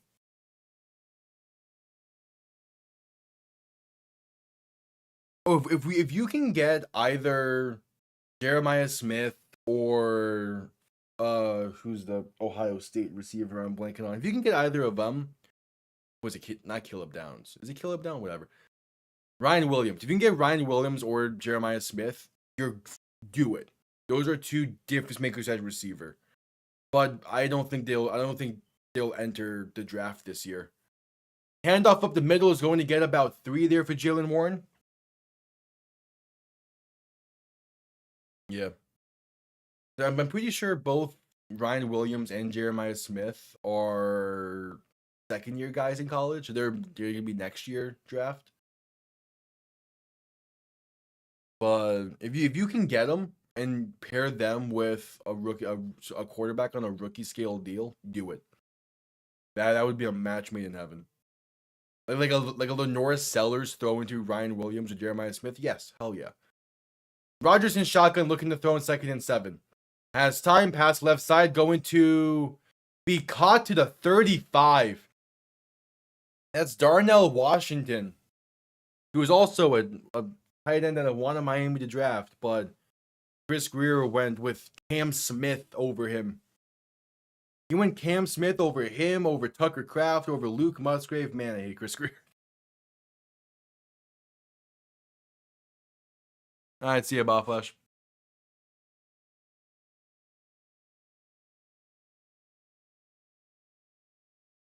Rodgers in shotgun, back to his left. 3 receiving options to the right, looking to throw once again. Has time, pass left side, going to be caught by Washington once again, and he gets past the 40 to the 42.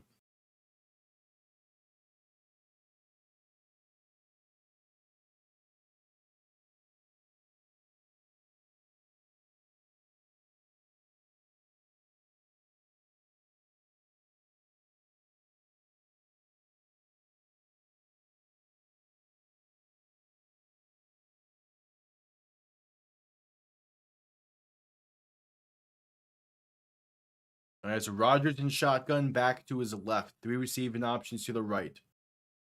Man in motion as Rodgers is going to hand this off up the middle. And that's going to be stuffed at the line for no gain. Jaylen Warren on the carry. Sets up a 3rd and 3.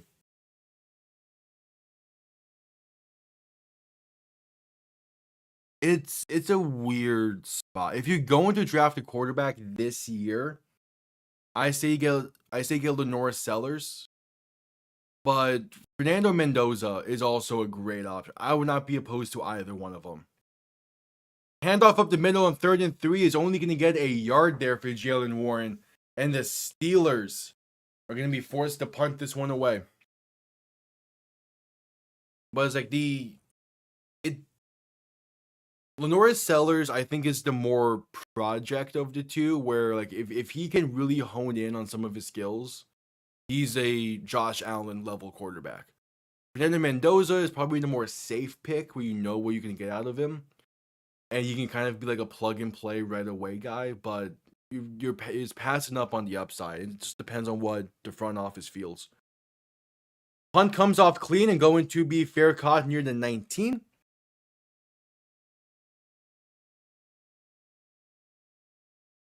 Oh, Mateo, yeah. Because Mendoza is over at Indiana. I would rather Mendoza than the Oklahoma guy then.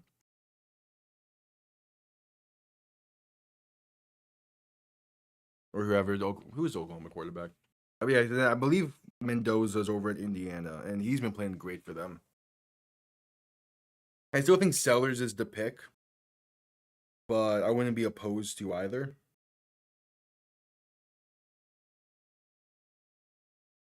Yeah. Mater's the quarterback at Oklahoma. That's right, yeah.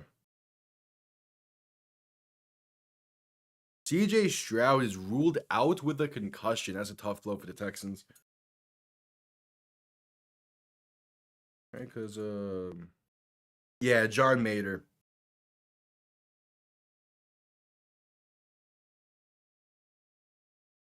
I don't know.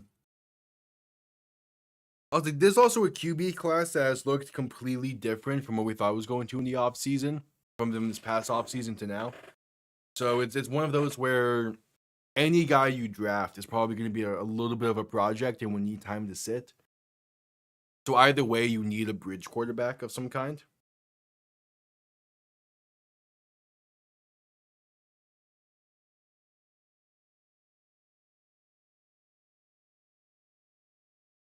Yeah, but you can have you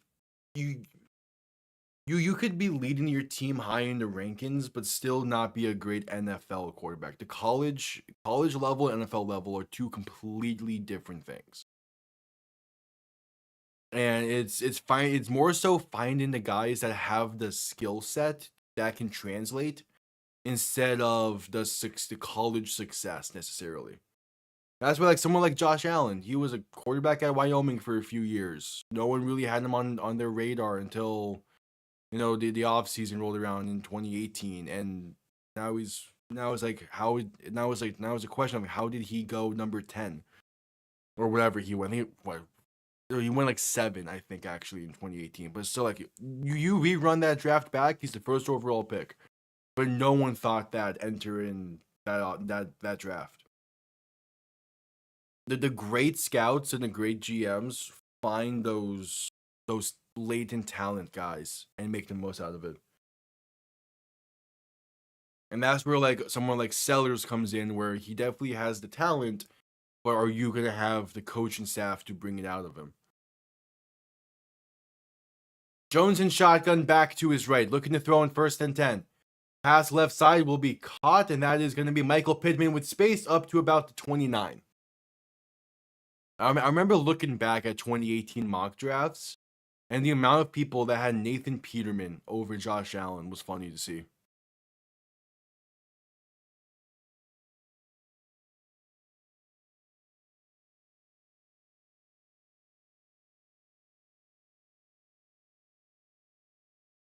And it's 2nd and 2, 6.5 to play in the 3rd quarter.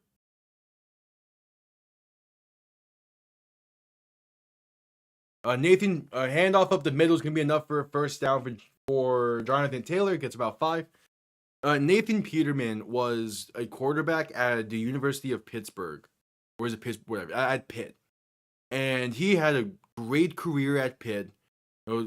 Really shine and everything. And then he entered the NFL and he became a meme because of how bad he was. Again, he had a solid career at Pitt. It's just he could not play in the NFL. Handoff right side to Jonathan Taylor is going to get some space up to about the 40, a gain of about 7.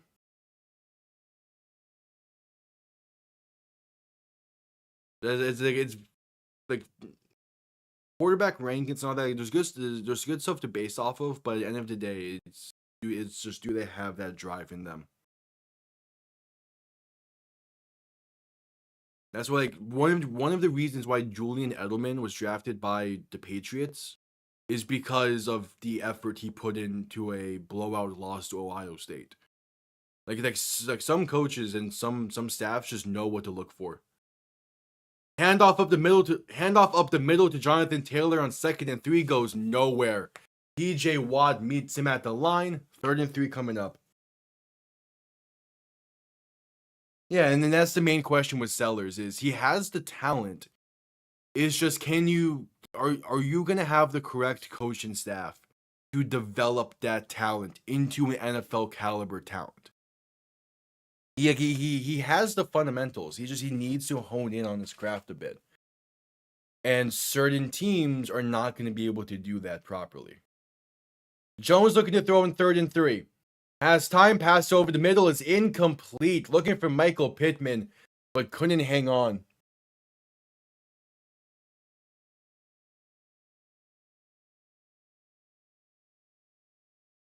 Like, certain teams just cannot develop quarterbacks. I mean, it's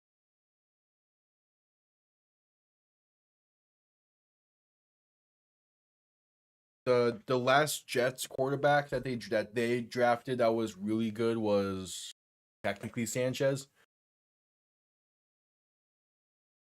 But for the most part, the Jets are a place where QBs go to die, basically. Cleveland. The Steelers call their first timeout before this 4th and 3. Thanks for tuning in. See you later.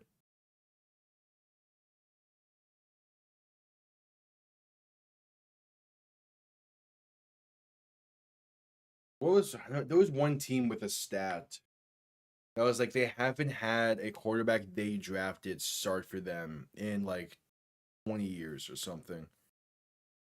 I want to say it was the Saints. Because then Spencer Rattler started and it was this big thing. I think it was because they had Drew Brees for a long while. They had Aaron Brooks, but I think they drafted Aaron Brooks. I don't remember. 4th and 3, offense staying on the field. Jones in shotgun back to his right. 3 receiving options to the left. Going to look to throw. Jones with some time. Pass over the middle is going to be caught by a wide open Michael Pittman. He has space past the 45 to the 44. But no, it's not the Saints. It's not the Saints because Ian Book started for them in 2020. What is this stat?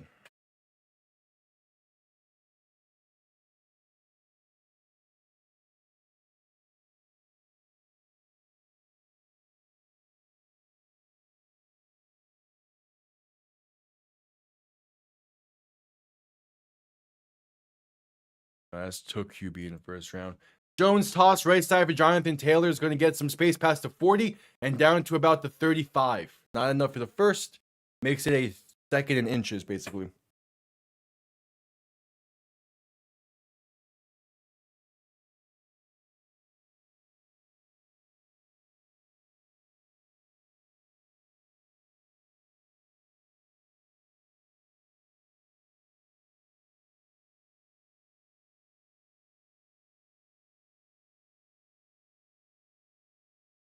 All right, Jones pass left side. We batted at the line and it's intercepted.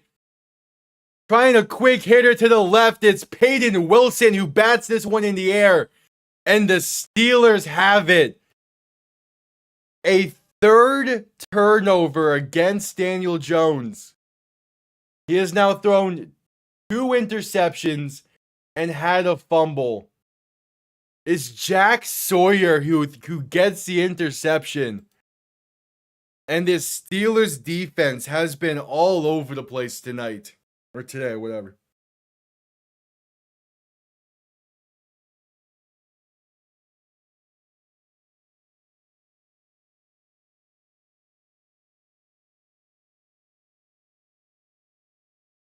Wow.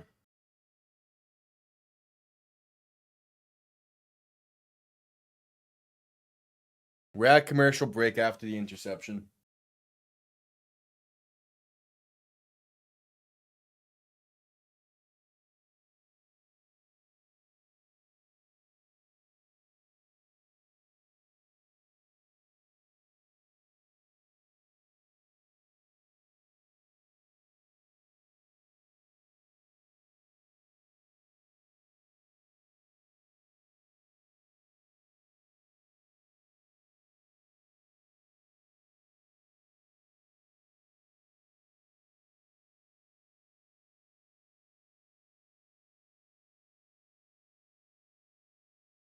All right, at commercial break.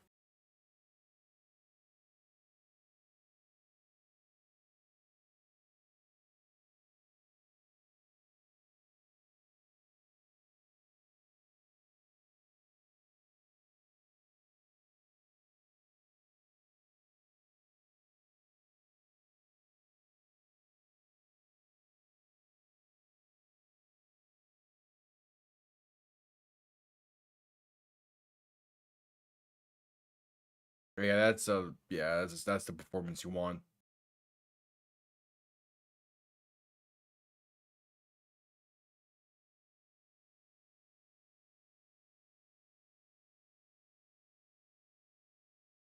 What clip is he getting that at?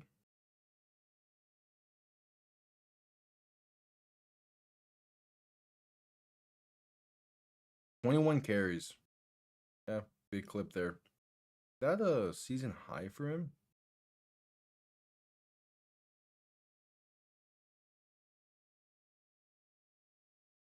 Yeah, season high in carries.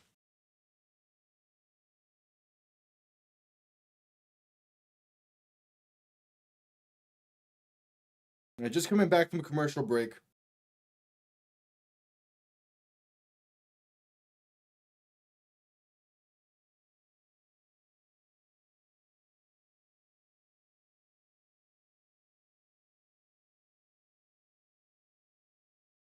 Rodgers under center, back behind him. 3 receiving options to the right. Gonna toss this right side on 1st and 10, and that's gonna be Jalen Warren for about 4. Yeah, I'm not sure what the Lions are up to right now. They're struggling a bit against Minnesota.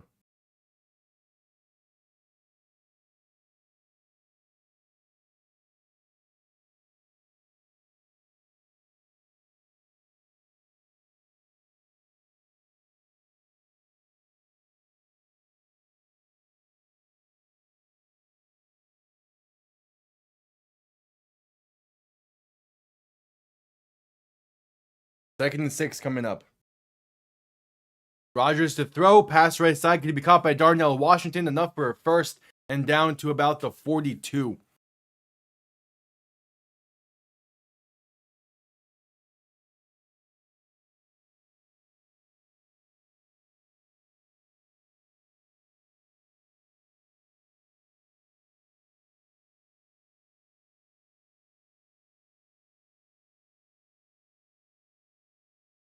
I say Rico Dowdle got hurt in that game. Damn.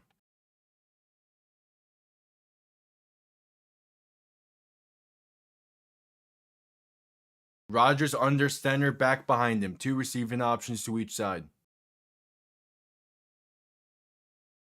Toss him, faking a toss right, and has time to throw. Pass right side, can be caught and gets a gain of about 9.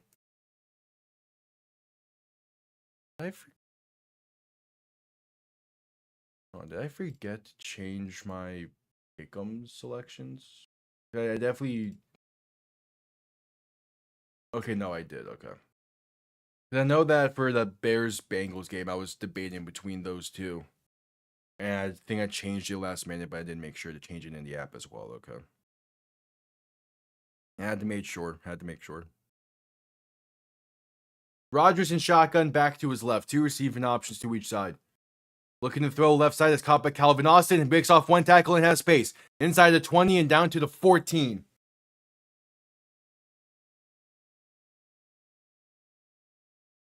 Yeah. I mean, like, Dowdle still had a nice day.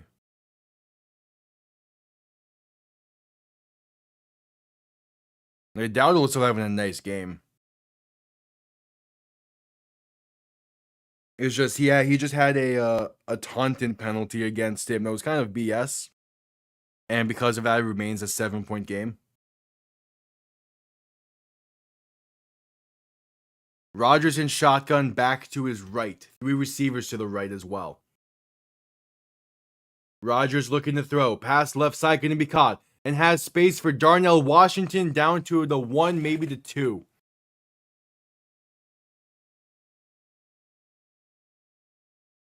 First and goal. But that'll take place after the commercial break as it's the end of the third quarter. 15 minutes remain. And what was a really solid first quarter for the Colts has turned into a completely in control game for the Steelers. 15 minutes remain. We'll see how this one finishes. Heading to a commercial break. I'll quickly be right back.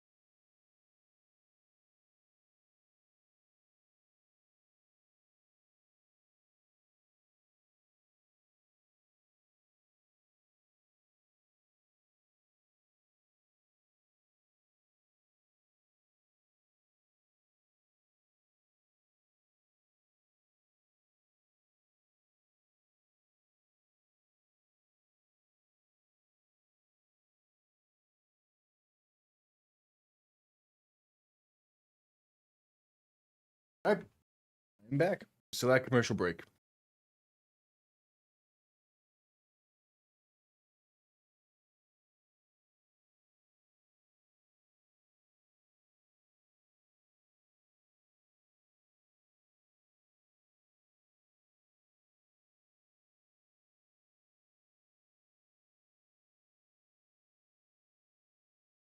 At commercial break.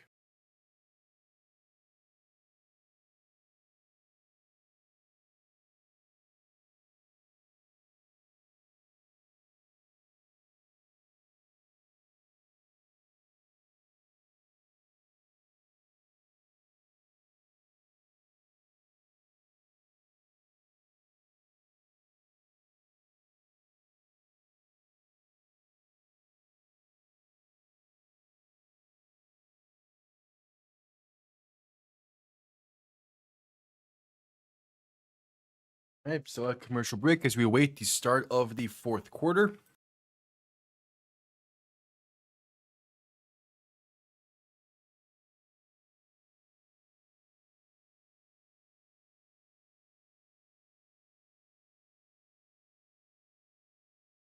Hey, T. Higgins had another touchdown. Hell yeah.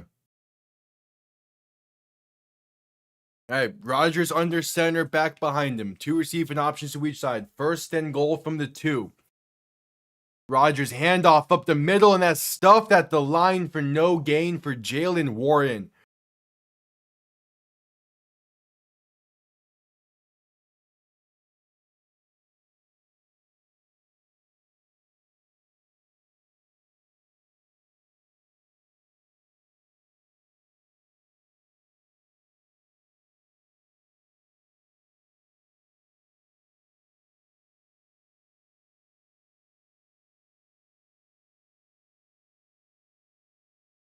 So now second and goal. Rodgers under center, back behind him.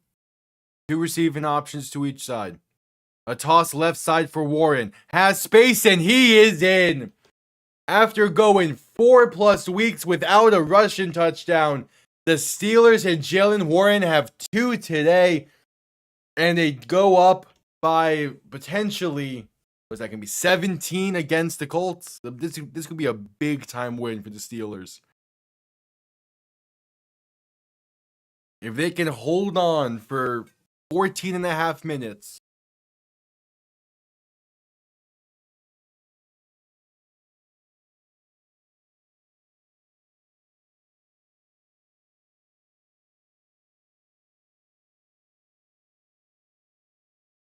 And the extra point is up and good.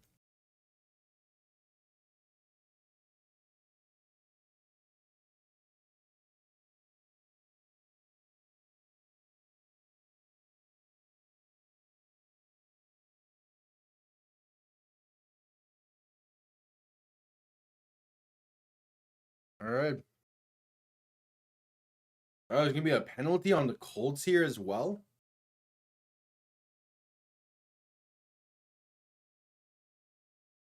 I imagine this would be enforced on the kickoff.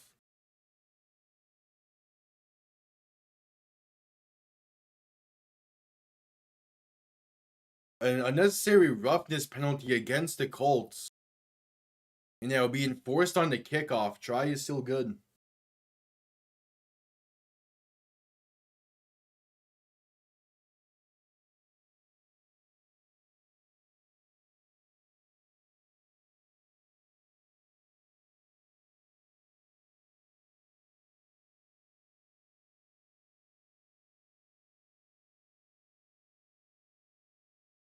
All right, add commercial break now as well.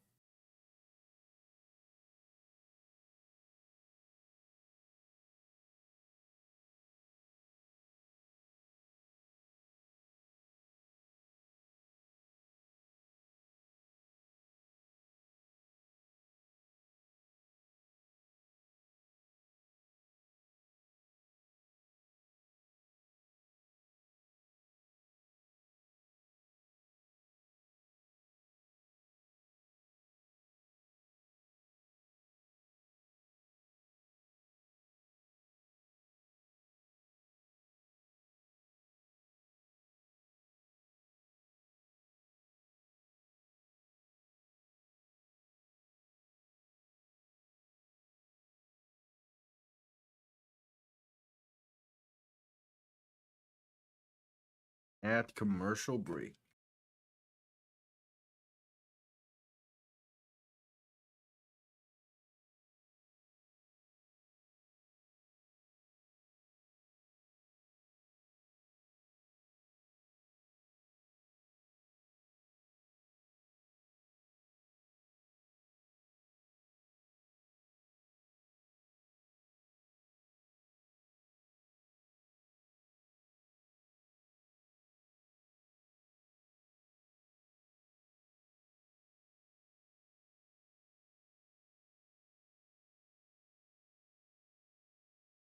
There's a long commercial break. Okay.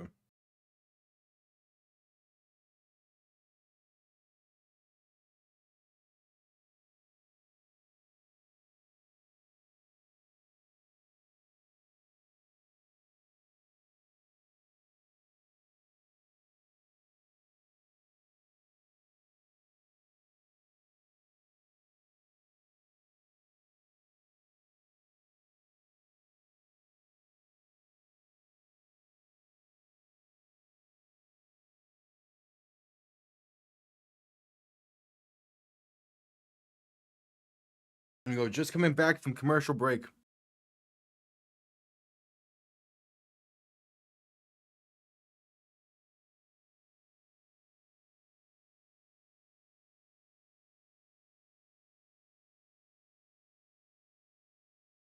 Steelers set to send this one down.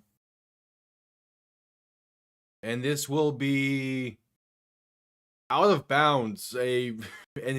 He just sent this one out of bounds. Not even out the back of the end zone, just straight out of bounds. Colts will start this drive from the 40.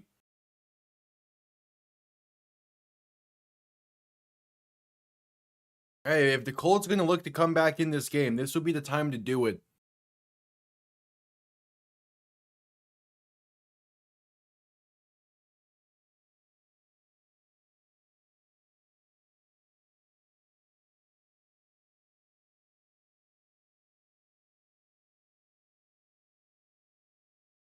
Wait, is it? No, yeah, it's. Never mind, I started from the 25. Okay, I guess it was a miscall there. As Jones is sacked back to the 16. What I can only assume happened is he just sent down one. Oh no, yeah, okay.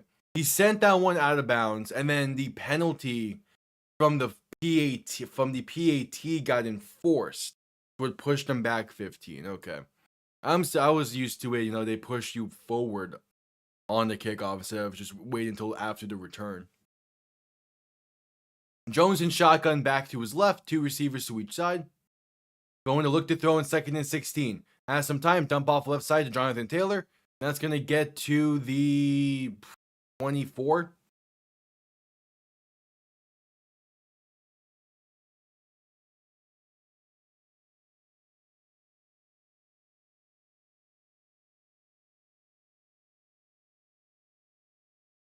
And so 3rd and 11 coming up.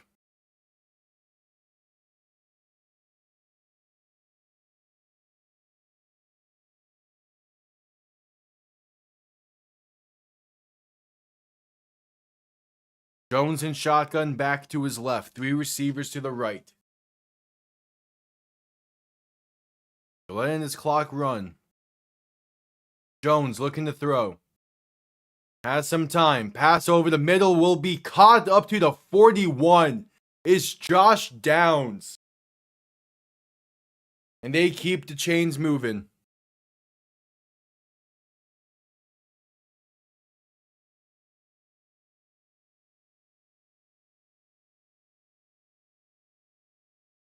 All right, there's a Steeler slow to get up afterwards as well.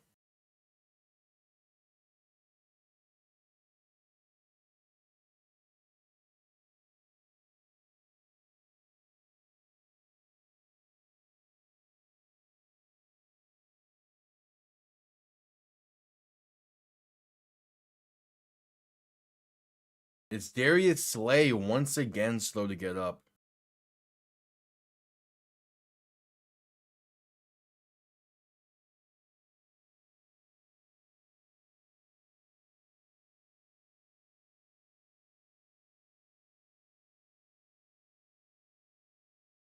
But he's able to walk off onto the sideline under his own power. It's great to see. So 1st and 10. Jones under center, back behind him. 3 receiving options to the right. Jones going to play action and look to throw. Pressure coming, avoids 1 sack. Pass left side will be caught, and that gets up to about the 45. Is Michael Pittman on the reception. And they keep the chains moving.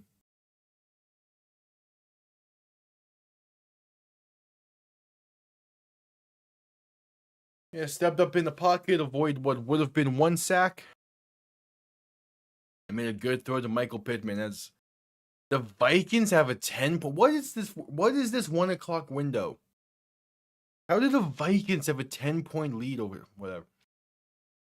Jones under center, back behind him, 2 receiving options to each side. Going to play action and look to throw. With some time. Pass in left side, that's going to be off the mark and incomplete. Penalty markers down. Going to be called against Joey Porter Jr. as the pass was going towards Tyler Warren.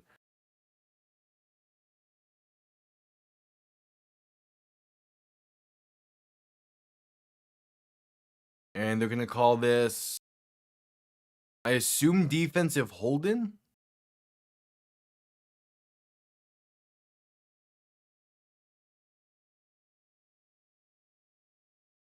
No, you can call it DPI. Okay. As the Colts are having one of their better drives today, probably their best since the opening drive, definitely.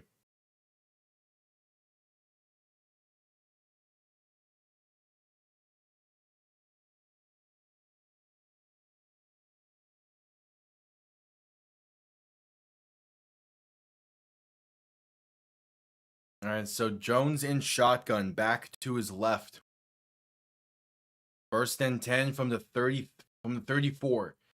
Looking to throw. Jones going to step up and going to ball comes loose, but the Colts fall on it. They get a yard on the play. Not much going though. Second down coming up.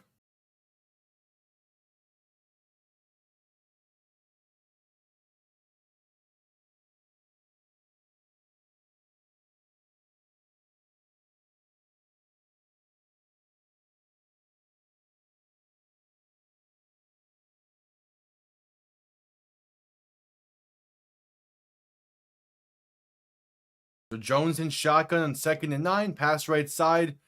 Going to be caught by Alec Pierce up to the 26.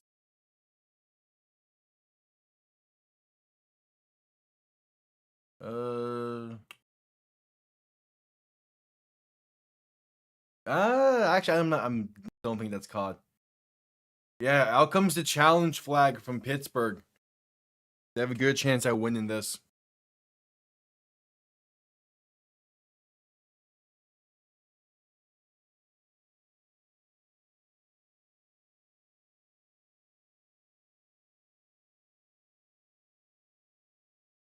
It's definitely close. Yeah, no, that's gonna be incomplete.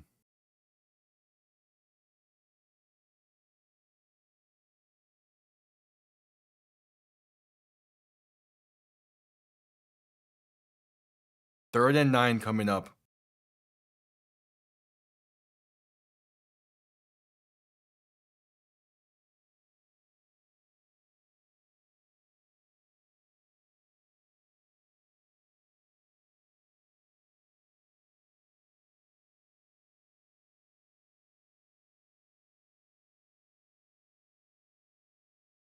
Third and 9. The Steelers win the challenge.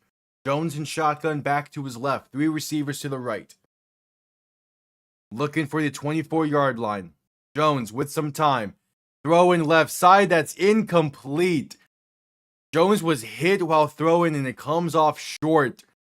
And a 4th and 9 coming up for the Colts. And I'm going to assume they're going for it here. They kind of need to. Down by 17.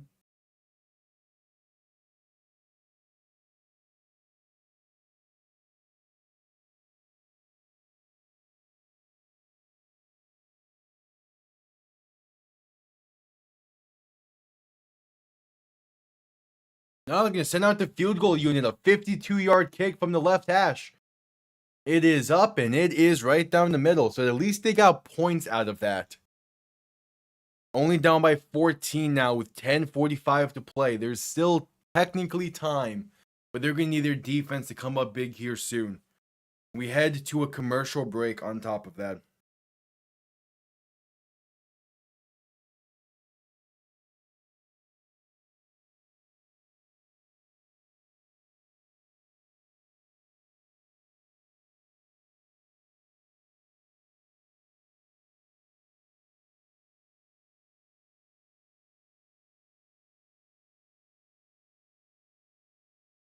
All right, so at commercial break after the Colts finally get back on the board. First point since the opening drive.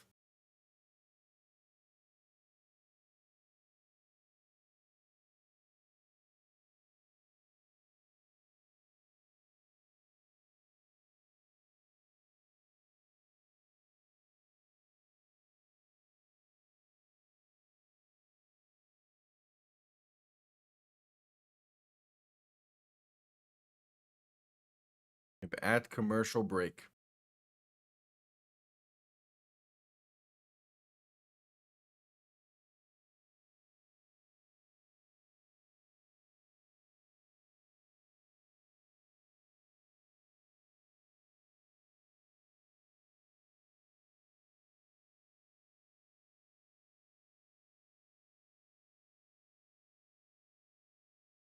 At commercial break.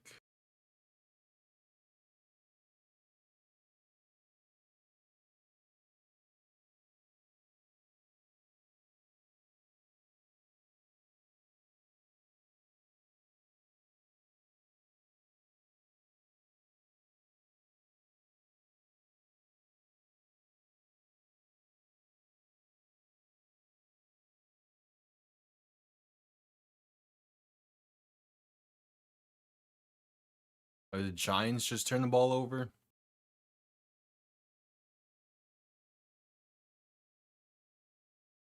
Yeah, Bears and Bengals are in a shootout for some reason. That game's going crazy.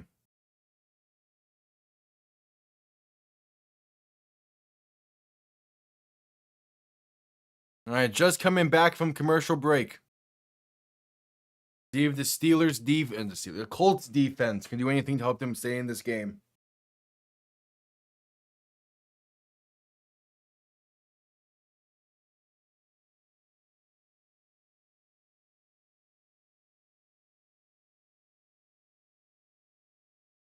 Kickoff underway.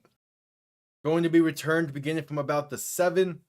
Has room past the 25 and down to about the 30.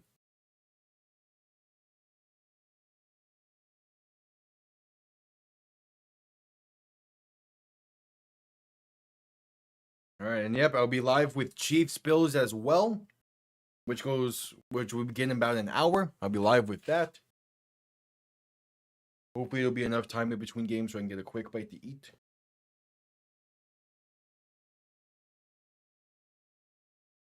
Yeah, head-to-head between Mahomes and Josh Allen. Mahomes is 1-4 in the regular season against the Bills, but 4-0 when it matters most in the playoffs. Rodgers under center, back behind him. Gonna motion a tight end into the backfield to act as a fullback as they play action and look to throw. Rodgers dump off left side for a screen to Jalen Warren is gonna lose about 3. So a 2nd and 13 coming up. The halfback screen goes nowhere. And what a catch over there for Atlanta. But we just get a ton of upsets today, man. Officially ruling it a loss of 2. So 2nd and 12. Rodgers in shotgun back to his left. 2 receiving options to each side. Ball on the 27. Going to hand this off up the middle to Jalen Warren, who's going to only get about a yard. 3rd and 11 coming up. And a big time 3rd down here for the Colts.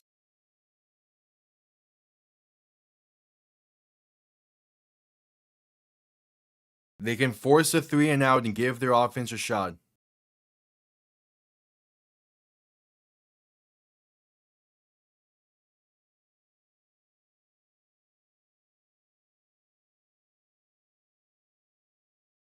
Third and 11. Rodgers alone in shotgun. 3 receivers to the left, 2 to the right. Going to look to throw.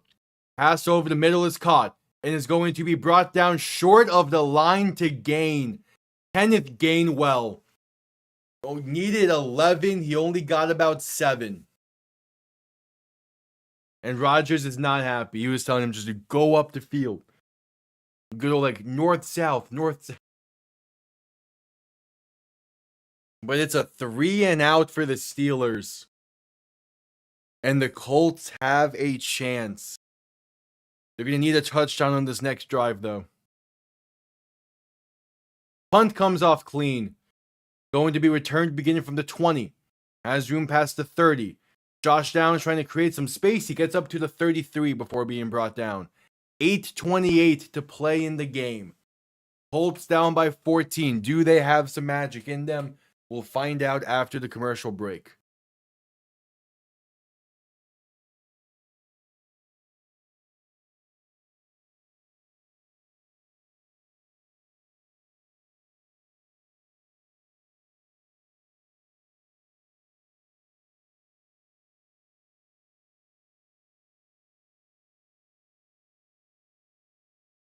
All right, at commercial break.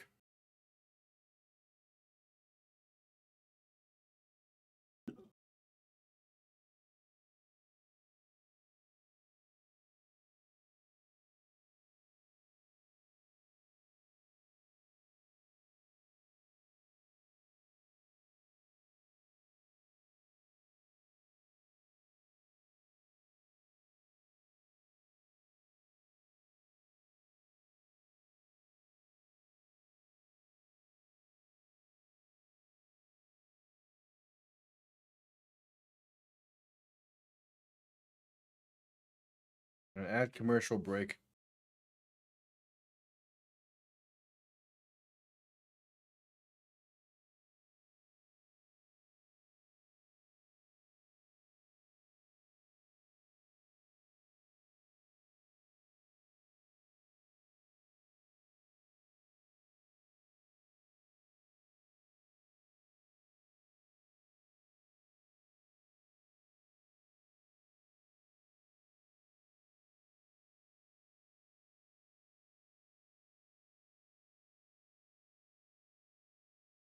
Still at commercial break. We await the Colts' next drive, down by 14.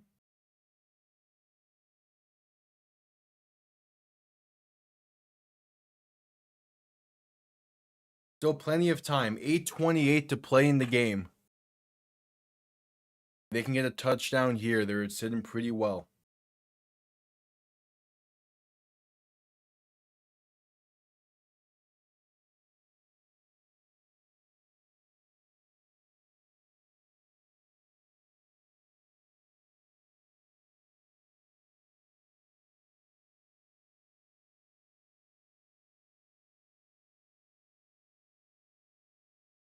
All right, just coming back from commercial break.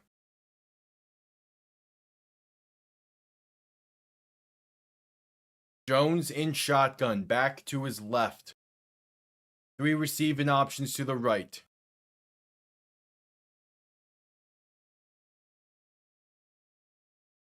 Pass right side caught by Tyler Warren.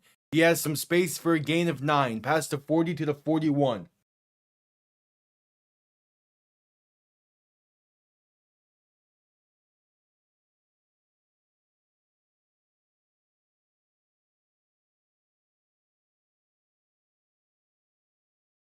So Jones in shotgun, looking to throw in 2nd and 1. And the ball comes loose. It's another strip sack for TJ Watt. And the Steelers have it. Off that left side, and that might be it. If my nose, Alex Highsmith actually off that left side who forces it loose. And that's the 4th turnover by Daniel Jones alone tonight. The 5th overall. They had that muff punt early on in the game. And then Daniel Jones has now fumbled twice and thrown 2 interceptions. It is a disastrous game for this Colts team.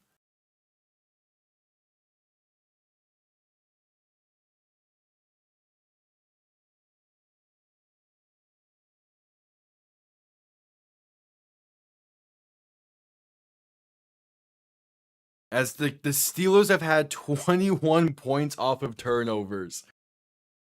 Oh man, that is the difference in this game, is the turnovers.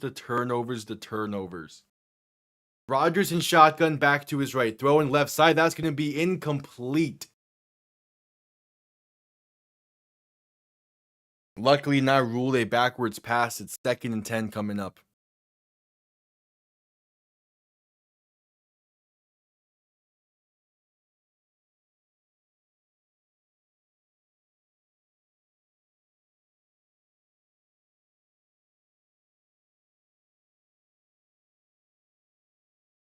$7:55 to play in the game.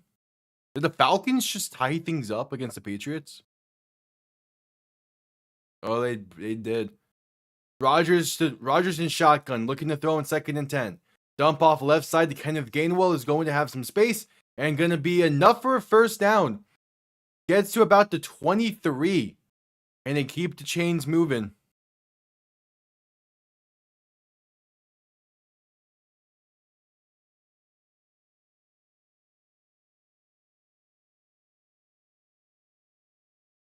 All right. And Kenneth Gainwell has been a solid player tonight for them.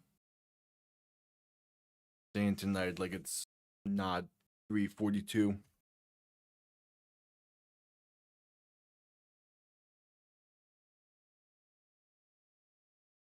Rodgers under center, back behind him, 3 receiving options to the right, 1st and 10. Going to play action and look to throw. Rodgers' pass right side will be caught inside the 20 to about the 18. That's Calvin Austin on the reception. Under 7 minutes to play now in the game.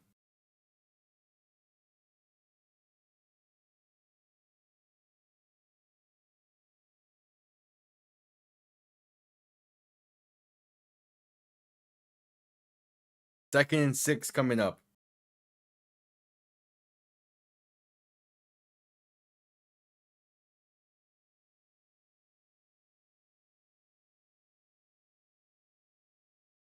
And we're going to have a stoppage before this second down snap. 7 minutes to play in the game.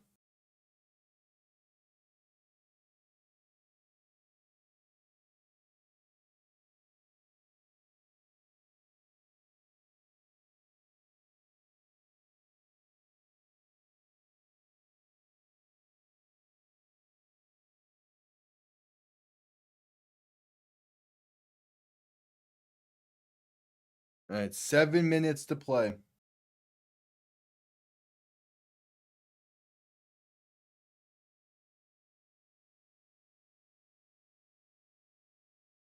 As the Colts were the ones that called the timeout there. Rodgers under center, back behind him. 2 receiving options to each side. Ball in the 19-yard line. Play clock winding down. Tight end in motion. They're going to toss this left side and brought down behind the line to the 29. What a play.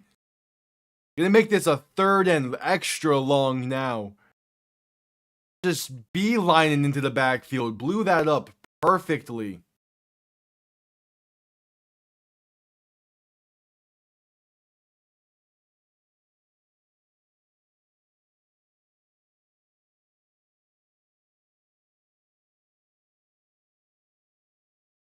And that was Jermaine Pratt on the tackle for loss, the former Bengal who signed with the Colts not too long ago. And it's now a 3rd and 15 with the Colts calling their second timeout.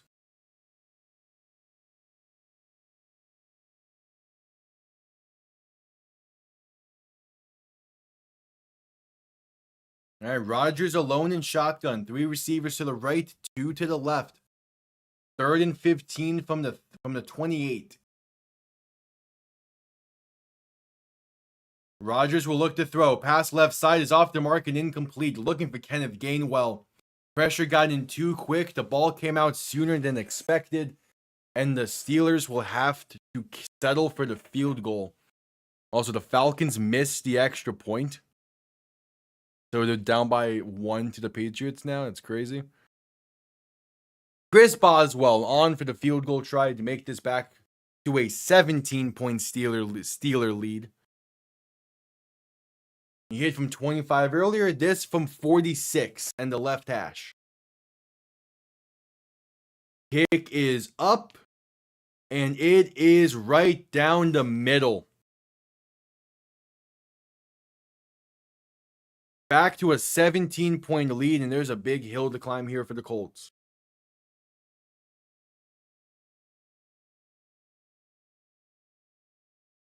And we head to a commercial break, of which I'll quickly be right back.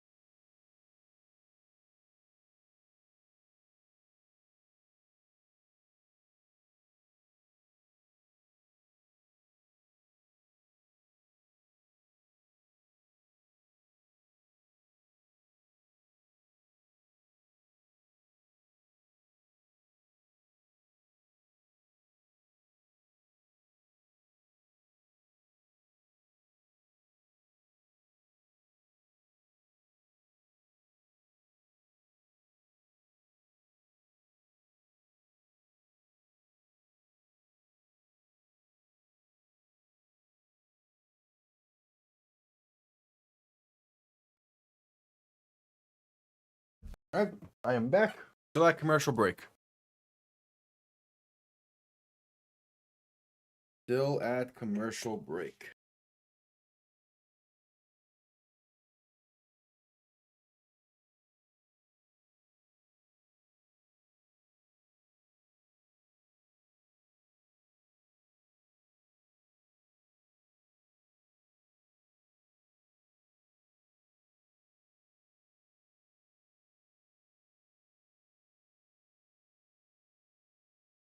All right.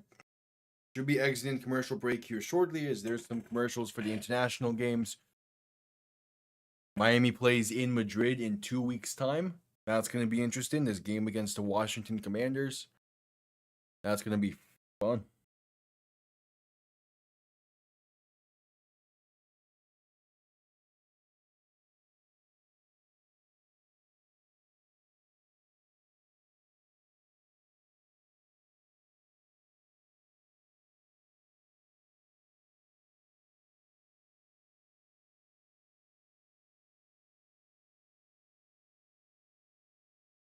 All right, just coming back from commercial break. Steelers are set to send this one down.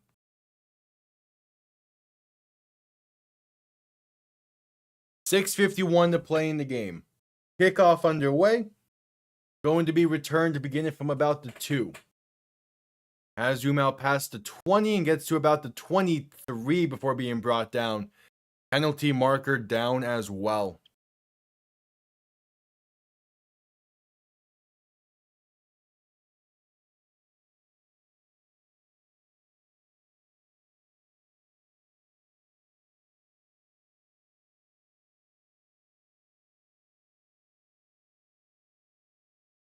Our refs are discussing this. 6:45 to play in the game.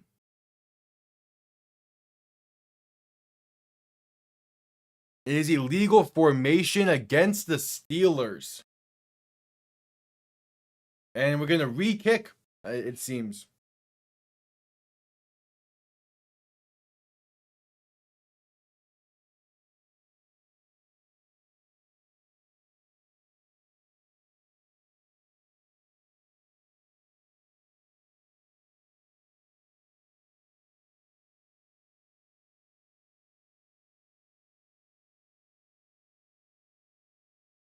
All right, 6:45 to play. We have a re-kick.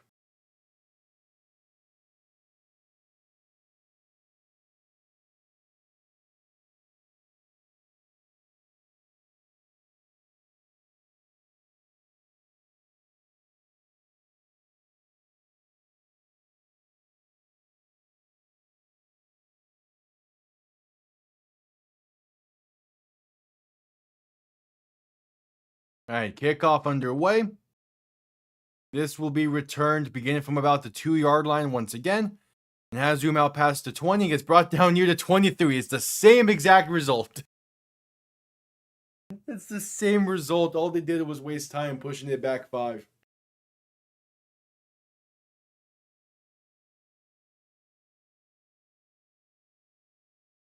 All right, the Colts are going to need something on this drive. Down by 17. There's a long hill to climb here if they're going to come back in this.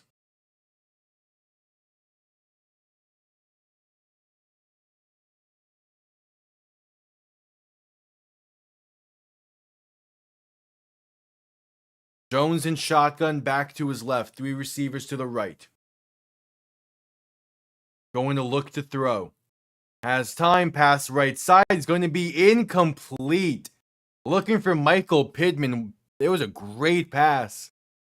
But just couldn't hang on through Joey Porter nearly getting a hand on that one. Hey, Josh Jacobs ties things up for the Packers. Finally, they get in the end zone.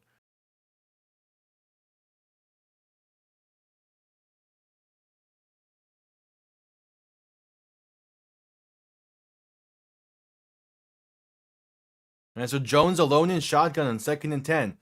Pass right side will be caught, and there's going to be some space for Jonathan Taylor past the 30 to the 31. Under 6.5 to play in the game. I have to go a little bit quick.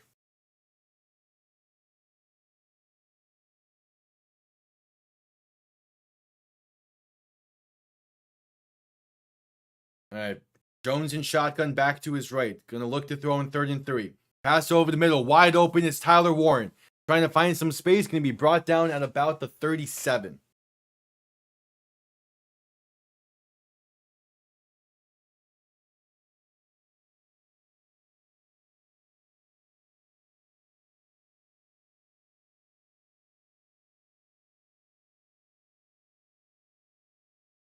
There's a Jones to throw once again. Has time. Pass left side. Gonna be caught along the sideline. It's Alec Pierce past midfield to the 45.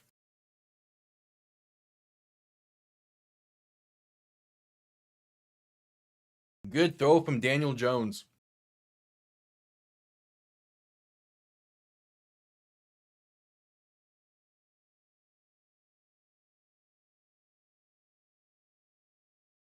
As Jones looks to throw in 1st and 10 once again. Pass over the middle is caught by Michael Pittman. He has space to the 25 before being brought down by Joey Porter Jr. 5 minutes to play in the game. Colts still going quick.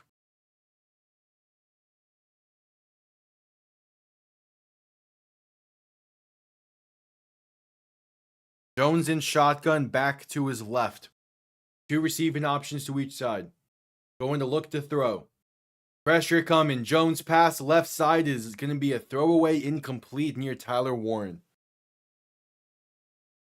And this has been the worst the Colts offense has looked all year. I'm still not concerned about it because the Steelers front 7 is that good. But the question is going to be, how do they bounce back next week after this? 2nd and 10.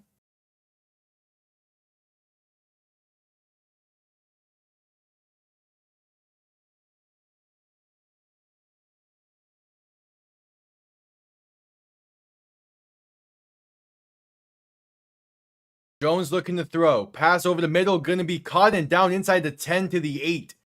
That's Michael Pittman. And there's going to be a penalty down here. Going to say a personal foul against Jalen Ramsey for hitting a defenseless receiver. Going to put him half the distance to the goal. And a 1st and goal coming up for the Colts.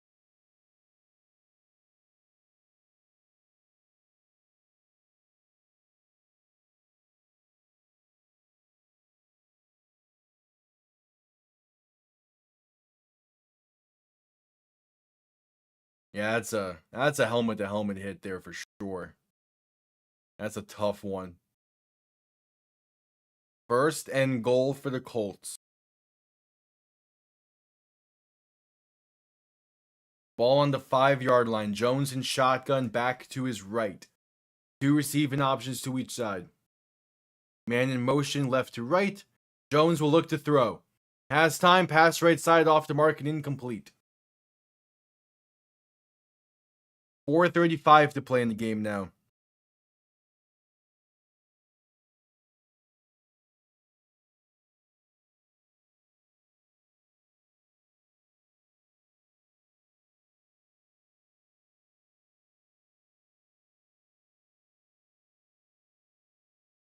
Second and goal.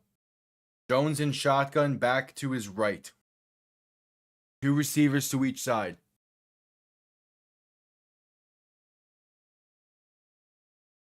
Jones looking to throw.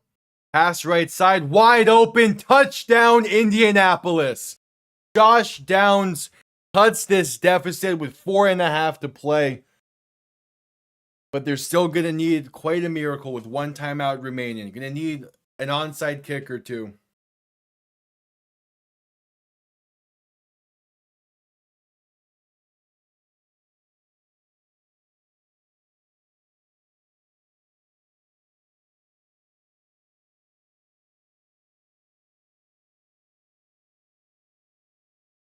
Extra point is up and it is good. 10-point game. I imagine the Colts would just go straight into an onside kick.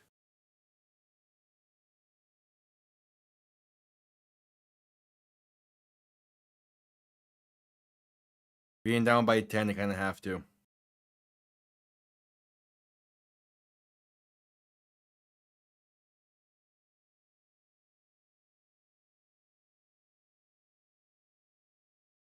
We'll see.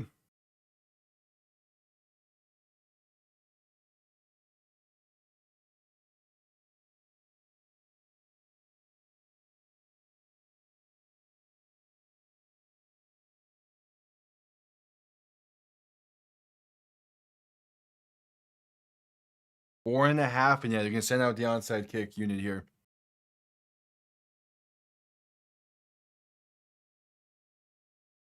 But really not open.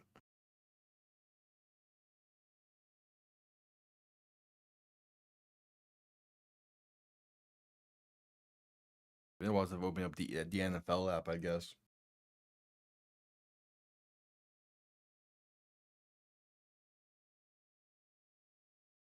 All right, 4.5, and yeah, they're talking over the onside kick stuff.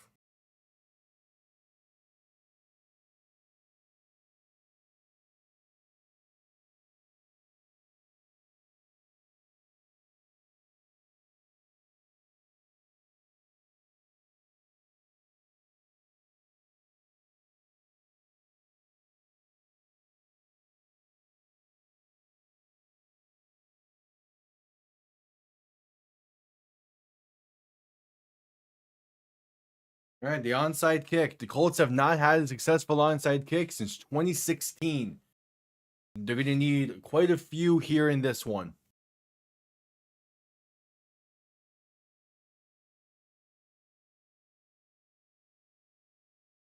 All right, here's the onside. And the Steelers fall on it with ease. And with the Colts only having one timeout to spare, that might as well do it.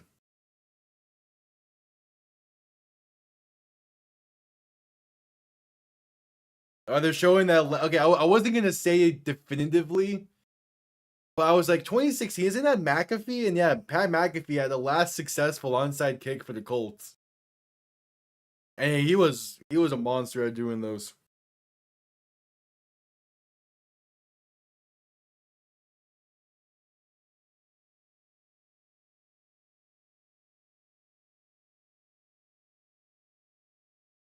The Rodgers under center, going to toss this left side, and there's some space there for Jalen Warren.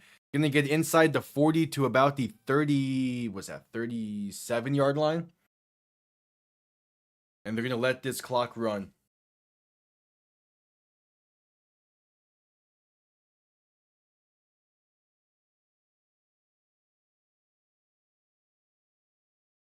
Four minutes to play in the game.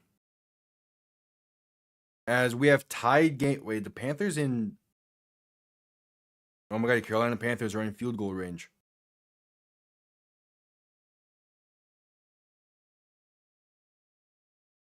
Rodgers under center, back behind him. 2 receiving options to each side. 3:45 to play in the game. Rodgers, quick throw, left side, going to be caught. Enough for a first down as he hurdles. Ball comes loose. It's picked up by the Colts. What are you doing?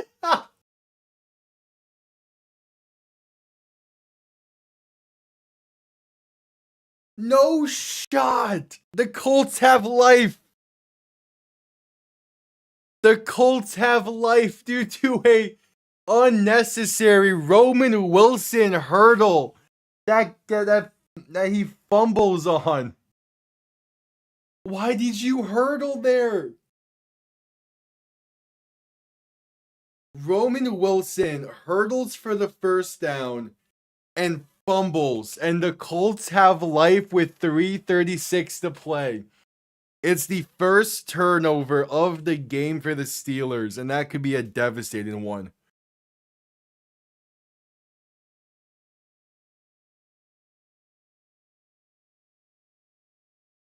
Jones alone in shotgun, looking to throw in 1st and 10. Pass right side, going to be caught by Michael Pittman. We have a hook and ladders. Josh Downs will get enough for the first. Gain of 10, and you got to go quick now.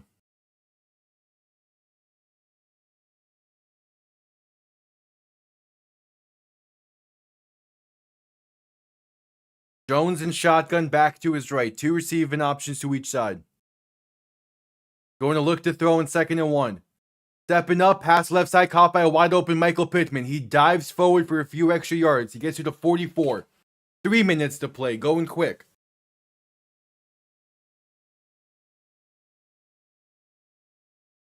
Jones in shotgun, back to his right. Two receivers to each side looking to throw. Pressure coming. Jones pass right side. It's intercepted. Oh, it's picked off. And that will be... Unless a miraculous turnover happens again, that'll be the dagger. As the Panthers walked into Lambeau and got the win.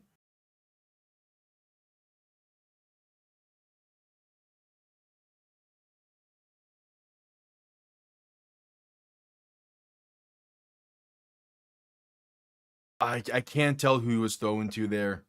It was near Josh Downs and Alec Pierce. Just bad separation on the route concepts.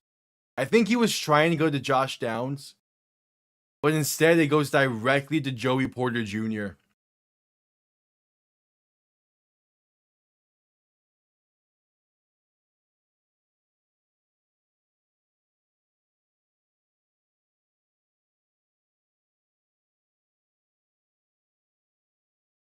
So Rodgers under center, back behind him. Three receiving options to the right. A toss right side for Jalen Warren.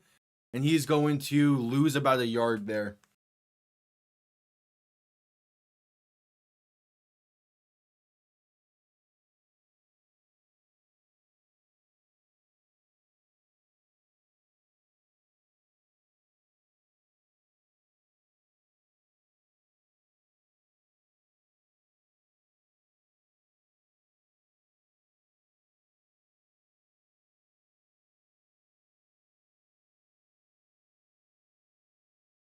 That interception, man.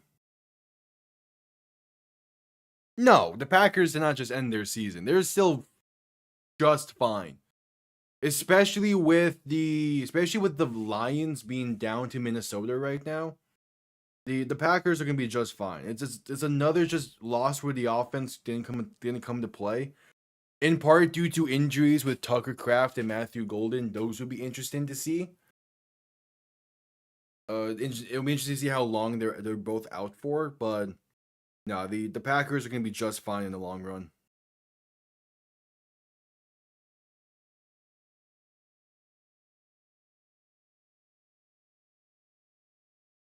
Every team has a game or two like that where they just play rough for some reason, but they bounce back.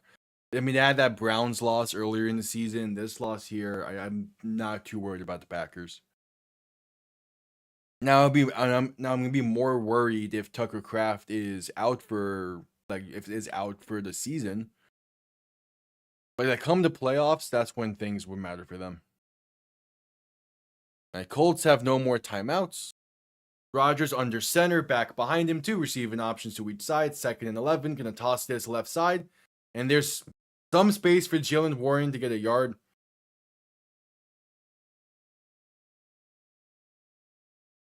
Yeah, both of these teams will be fine. Packers, I'm more confident in saying they'll be fine. The Colts, I have some questions with, but I do still think they're gonna win that division and still surpass expectations on the season. So I'm not like it's a different level of fine for both of these teams. Colts level of fine is they need to win like 3 more games on the year, and they win that division no problem. And that's a very successful season. Packers level of fine is they'll turn things around and be in contention for that division. Will they win it? I'm not sure. But they need to go deeper into the playoffs than they did last year this year, and I think they will. As we're at commercial break for the 2-minute warning. 2 minutes to play in this one. A first down is technically needed for the Steelers to close this one out.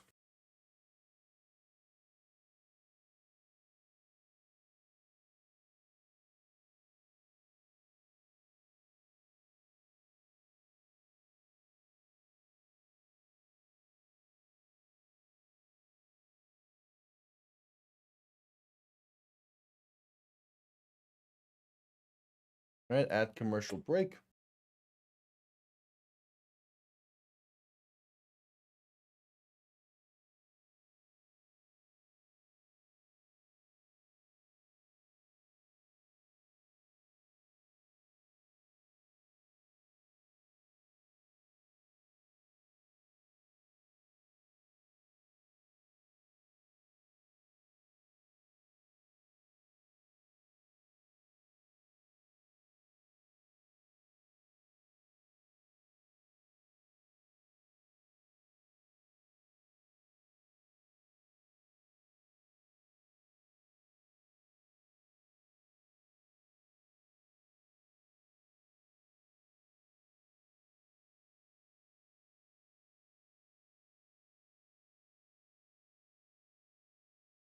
Still at commercial break with a 2-minute warning.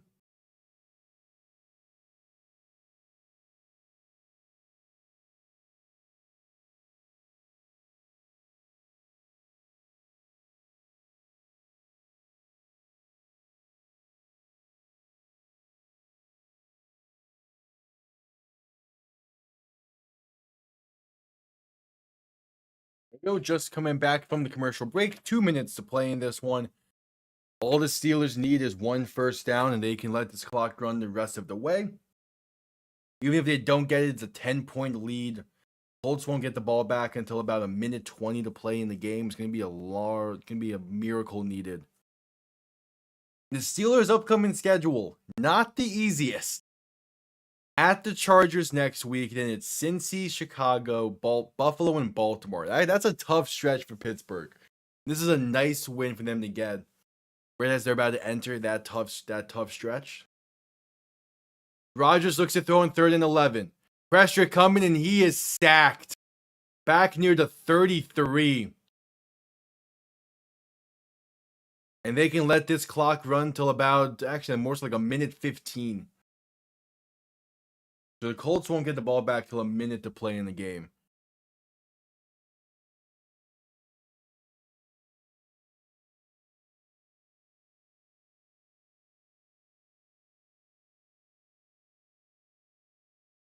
All right, but they're going to punt this one away.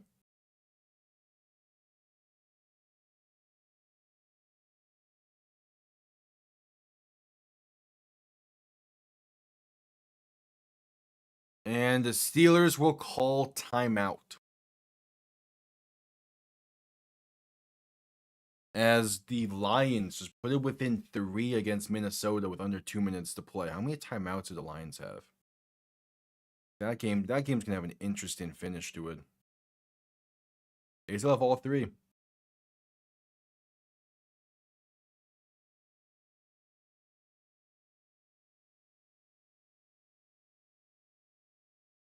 All right, so the punt comes off clean.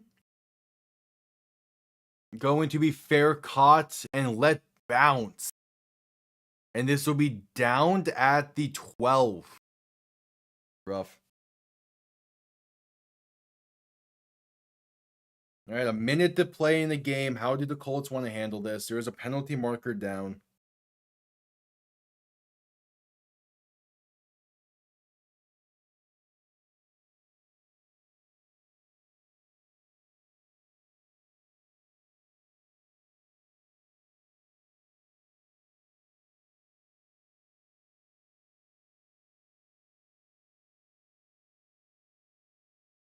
What the penalty is.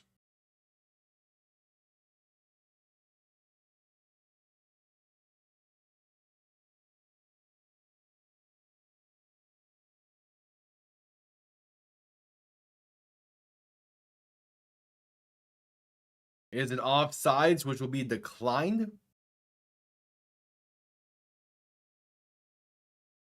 There's offsides against the Colts.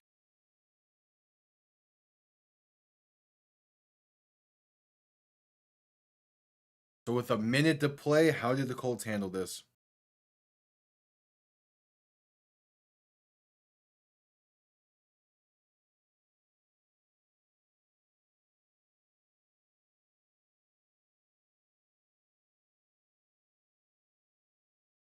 Jones alone in shotgun. 4 receivers to the left. Gonna look to throw. Has some time. Passing left side. That is gonna be incomplete. Looking for Alec Pierce along the sideline. 55 seconds to play.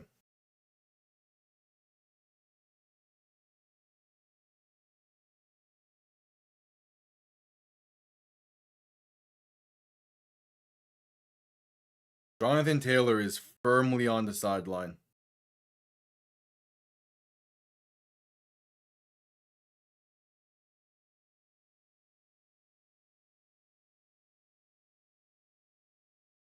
So Jones in shotgun. Going to look to throw. Has some time, but dump off left side is going to be caught. And that's going to get about 7 before we get out of bounds. 48 seconds now to play.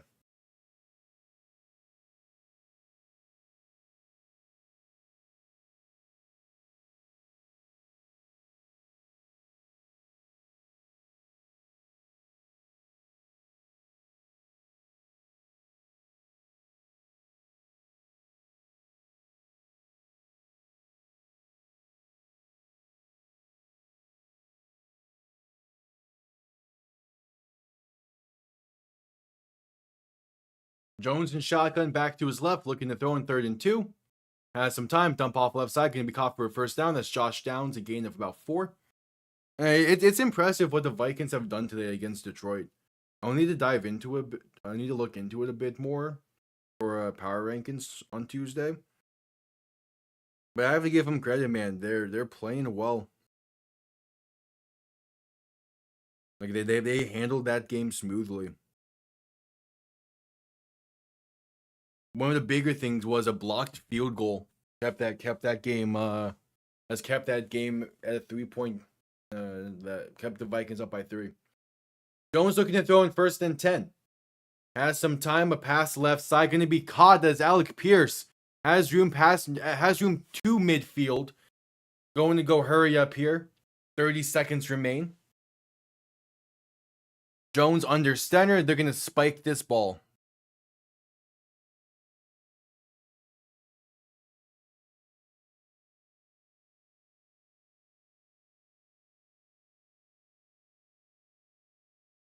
Penalty marker down. I assume he's going to be on the Steelers. I mean, it's about time he looks like this. His first 2 games did not look great for Minnesota, but you can tell that he had potential. He missed the past few weeks, kind of readjusted, let Carson Wentz took the lead, and now like the Vikings are ready. AJ McCarthy seems good. So yeah, there's an offsides which is declined, and a too many men on the field which will be accepted. So the Colts move up 5. Yeah, he was always going to be the QB of the future in Minnesota. The question was just when will he have a complete game? And when will he show that? And it seems like that today was the day.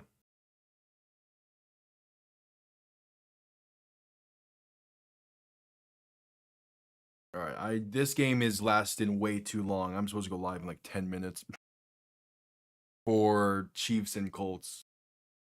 Or Chiefs and Bills. Hoping to get food in between games, but it doesn't seem like that would be the case.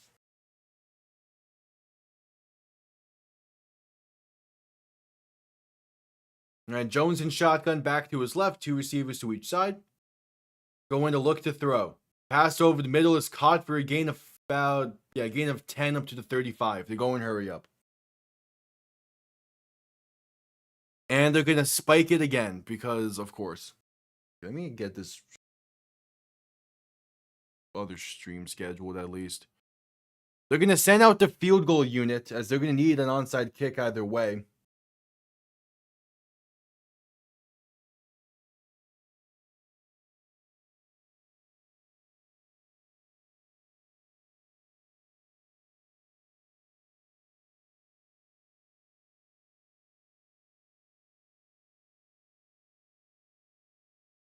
The 53-yard kick is up and it is good.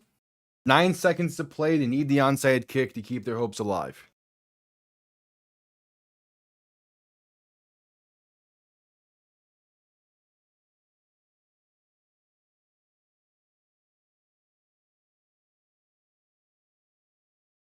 All right. Again, the Colts have not gotten an onside kick since 2016 when Pat McAfee was doing the kickoffs over there. And they're going to need one here to give themselves a fraction of a chance at tying this game up.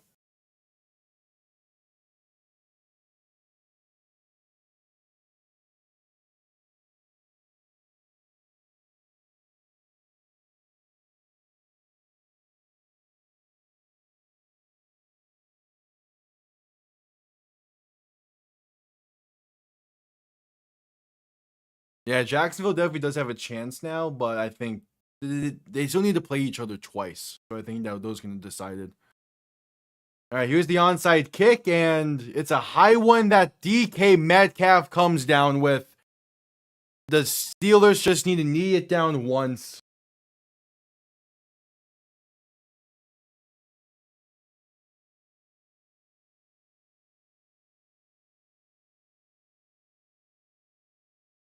A tough one for the Colts.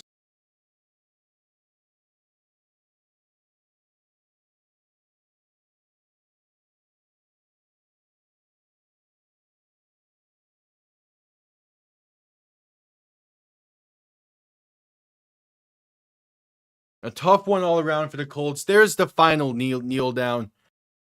All right, we got roughly 6 minutes until Chiefs and Bills begin, so I'm going to quickly end it here. I appreciate everyone tuning in. The Chiefs and Bills stream is set up. It is scheduled. I'll be live over there very shortly. I'm going to get that set up here on OBS as well and all that. Appreciate everyone tuning in. I'll see you all in a few minutes. Have yourselves a damn good one. Peace.